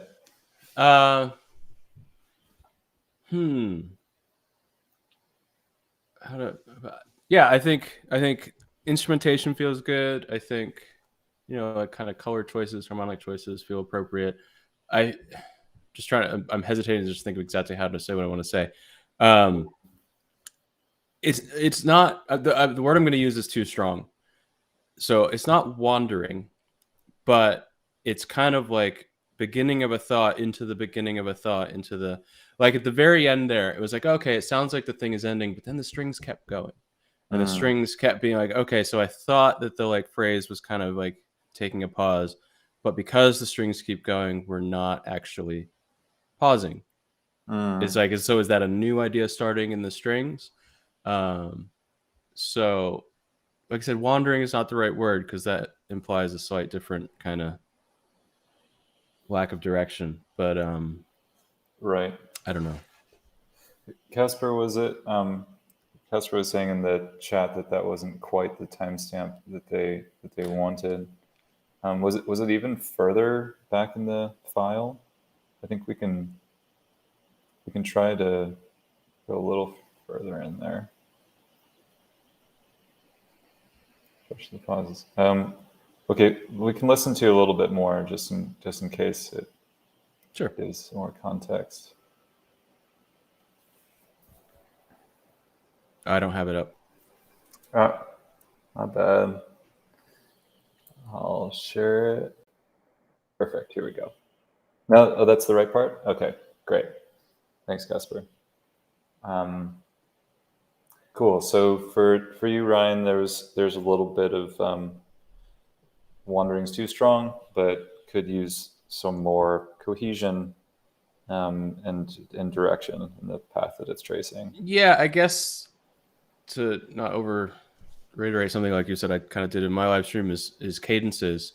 Like what I recommend a lot, this book, Analyzing Classical Form, for anyone, even if you don't like Mozart, just because more than any other composition book, it really talks about why something feels like a beginning or a middle and an end, and kind of how to get those phrases. So that's kind of what I mean is like, there's kind of like the beginning and then an end. Like you can have continuity, but still have an end at the same time. So you could have a cadence that is also the start of a new section.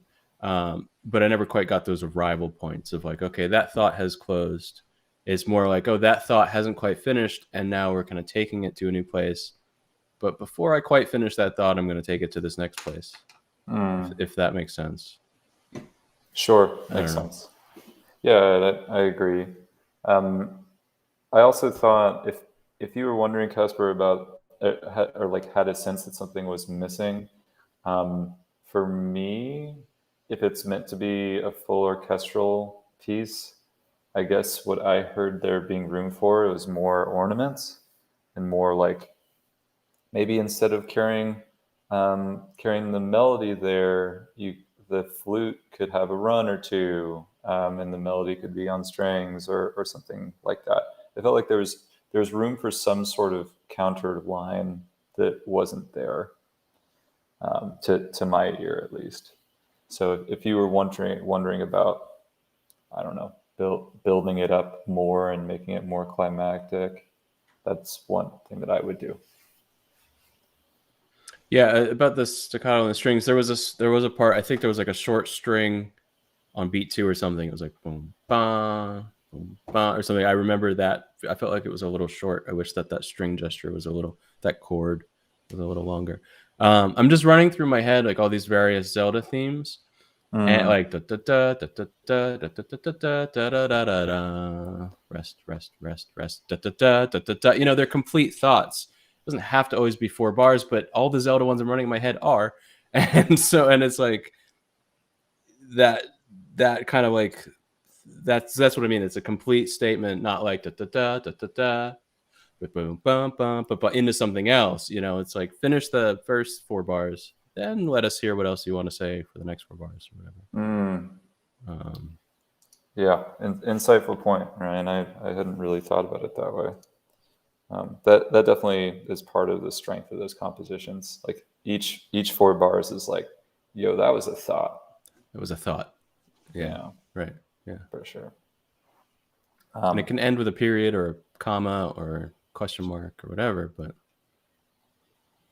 totally. And it's breath too, is like we keep saying, like at the end of that thought, da, da, da, da, da, into the next one. You know, and you can fill that breath, like not to contradict, you can fill that breath with a fill with somebody else.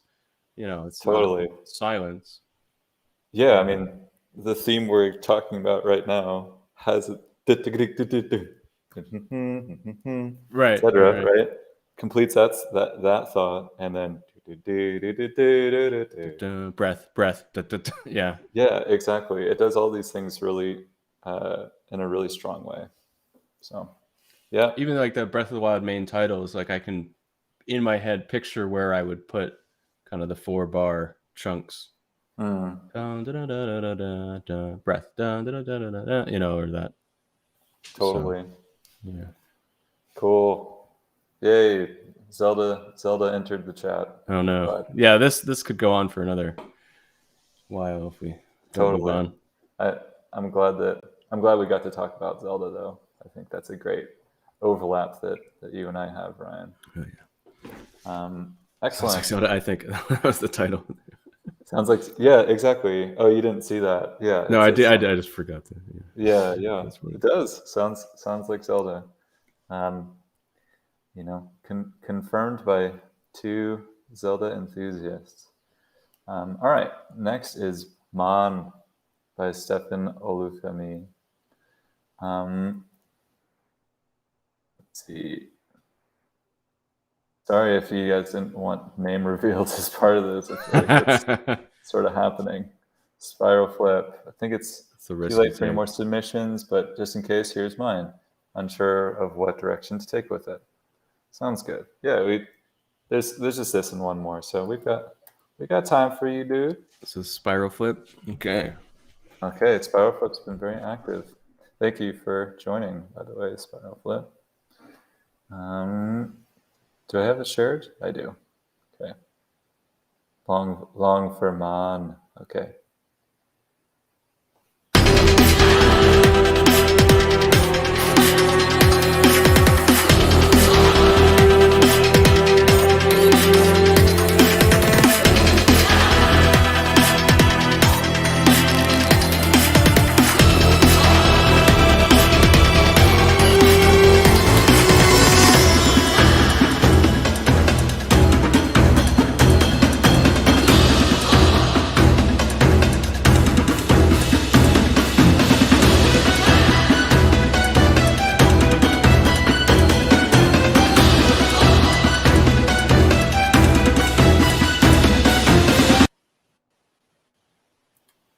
Nice. Nice. I like that. As the resident film scoring nerd, that's my kind of thing. I like that kind of like You're into that? that kind of stuff. Yeah. Please go for it then. Oh, I don't have any feedback off. I'll find something, but I liked it. I thought it felt really good, and it was continually interesting. You know, near right at the beginning, somebody mentioned the 7-second rule, which I think maybe it was you. I don't know. It kind of takes to mean keep introducing something to keep me interested. Every 7 seconds, I guess. And so I thought that satisfied that idea of there's always something that kind of is like, okay, cool, this is keeping me engaged. Even though there's this looping rhythm going on, there's enough happening. That's I guess happening is the way to put, just like what things. Sometimes we forget that music happens over time, and we all focus so much on the vertical, like how many flat 13s can we fit in this chord, and not like that like things have to happen to fill the time. So I've been criticized by another composer by thinking about music like it was a series of train cars. Right. Like, here's a thing, it's got a sharp 15. Here's a thing, it's got a. So to the comment, he's saying, I was kind of scared the pacing was off, like it was moving too fast. To me, that feels like the point, though, that it should be moving fast, because that's the energy I'm getting. So it's overwhelm. There's this thing. Do you know Score Club? Have we talked about Score Club ever? We have individually. Elaine Miranda, I think is how you pronounce it. Score Club is fantastic if anybody's interested in checking it out. And something that he talks about a lot is the metaphor. And he'll even put, like, I've watched some of his videos of his, like, a full orchestral score, and you can see on the score the metaphor, which is like not really that helpful to the conductor, but even he's just putting like, this needs to be frantic or whatever. And so if that's your metaphor, then if your metaphor is exciting or driving or like frantic or panicking or something, then the pacing should match. So that's not a mistake, I think, to have it, to keep throwing new things at me. Like if this was a game track and whatever, the enemy keeps throwing new objects at me, then that's kind of what this is too. It's like new things keep coming at you and you're dodging out of the way, whatever, I guess. Totally. One musical idea for you, Spiral Flip, was in that B section. I could hear really clearly an emphasis of this 3/4 polyrhythm that's sort of being implied, and we're going like right for it. Sort of implied by the other elements. This, and I could hear that emphasized by the percussion more, like or something like that, with a kind of a higher timbre thing. I think it would add, just to show you what I mean, I'll reshare it. I think it would add to that sense of drive.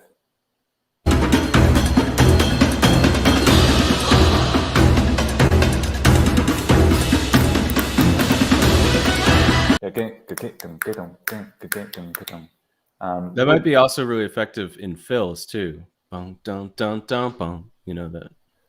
Oh, sure. It could be a way to create a moment of tension. Yeah. Oh, for sure. Yeah. I mean, I'm always for polyrhythms when they're not forced, and this feels like a great opportunity where it wouldn't be forced. So I'd encourage you to play around with that. Can you play just those last 5 seconds again? Sure. I think we're almost there where we are. Yeah, let's do it like that. Yeah, okay. I said I'd find something. I'd make up something, but I think you could push the fills even harder, and like have things drop out for beat before it comes in, even, or something, like really milk those transition moments. Would really also keep the excitement going. The track I always reference to people is "Up Is Down" from one of the Pirates of the Caribbean scores. I don't remember which one. But the track is called "Up Is Down," and it's just fantastic at interesting fills every 4 bars. Some little mandolin lick or cello thing, or so. It's just constantly driving you forward. So that could be so cool. Milked take advantage of. Yeah, get it all out of it. Totally. Alrighty, we're down to our last one. From Many Thanks. Not just percussion, but it could be anywhere. Okay. Oh, like a fill Maybe could be Samsara. done by. It could be silence. It could be the whole thing drops out for a second and then comes back in. That'd be pretty dramatic. Okay, excellent. Samsara, Samsara, the Buddhist notion of cyclical suffering, I believe. Okay, this is originally a 1 minute 30 song abridged for submission. This is stayed a draft for what, 2 years? If there's anybody who would take this and try to complete it, I would be more than glad to give you the MIDI. Oh wow. Okay. So I can imagine it'd be hard to ahead. finish something that was 2 years old. Might be. Yeah, I had an interesting point from a friend that it's important to try and finish things while they're relevant to you, right? Because they can kind of get out of sync with the zeitgeist if you dig something up 10 years later or whatever. But I hope all the best for your song. Thanks. Here we go. Let's go.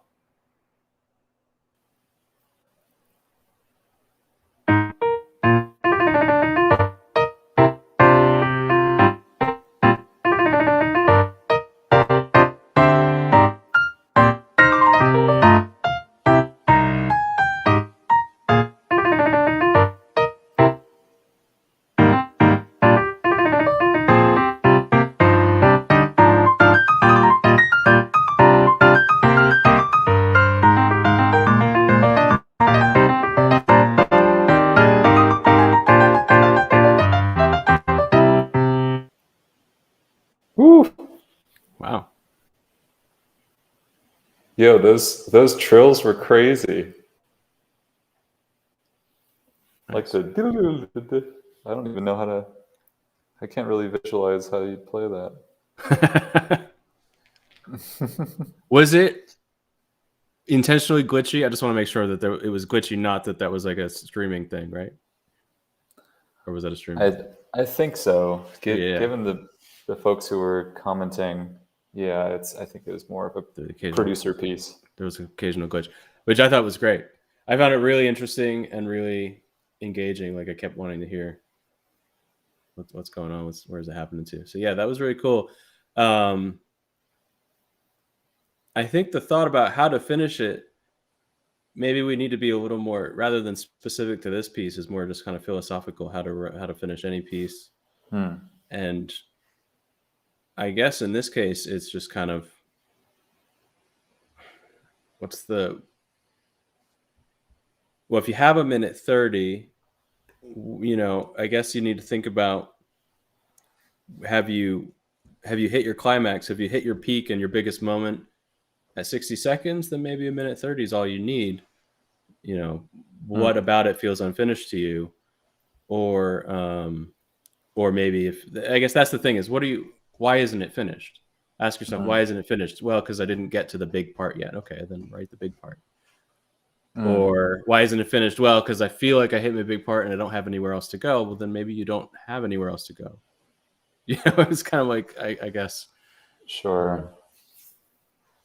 Yeah, I mean, at least to me, what I would do if I were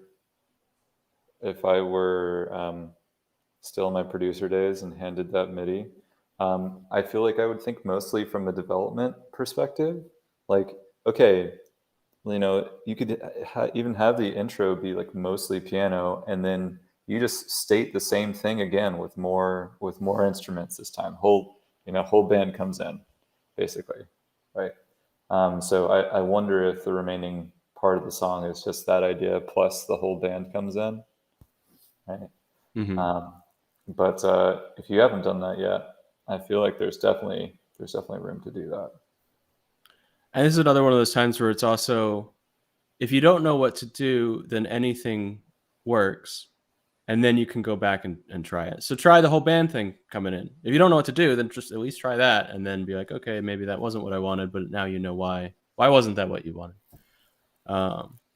True. The best relationships I have with directors are ones I've worked with a while, who we know that at the end of the day we're going to get something we're both happy with, but at the beginning it's okay if it's not quite right, because that tells us why it's not quite right. Like, hey, what do you think of this idea? Oh, that's too sad. Well, that's really helpful. Okay, that's too sad. Now I can go this way. I don't like the, like with a new director, sometimes they're like, oh, that's too sad, therefore you're not right for the gig or something. It's like, well, no, totally. Now I know that was too sad. That can point me in the right direction. It's better to have something than nothing. So yeah, write the big section and see what happens, I guess. Completely. And feel free, if you wish to, many thanks, to DM me with the MIDI from it, because at least from a piano sketch perspective or harmony perspective, I hear something. You're inspired. I hear a B section. At least I hear what the chords are. Nice. Yeah. So anyway, feel free to find me on Discord. Nice. Well, cool. That is all the submissions. We got through all of them. So thank you so much for everyone who participated and submitted songs. This has been a lot of fun, and thank you to Ryan for coming and participating. Yeah, it was very fun. Thank you for having me. I feel like you've earned yourself a good plug moment. If you have anything you want to plug, two hours of hard-earned time. Right. Not specifically. I just think, if you guys are into composition, that's what I talk about on my channel. So I would come on over. It's just called Ryan Leach. Yep. And it's great. Some of us have really been enjoying his series on what is it? The creative orchestration and these 8 different styles. The 8 orchestral textures. Yeah. Really, really cool stuff to learn about. So I've learned a lot from his channel. So go check it out. Thank you. Yeah. All right, guys. Well, I'll see you around the channel. Thanks again for joining us, Ryan. Do you want to say the catchphrase with me? The catchphrase is "Jane." Okay. So I'll say until next time. Jane. Yeah, exactly. All right, let's say it together. So until next time, Jane. Laters, guys.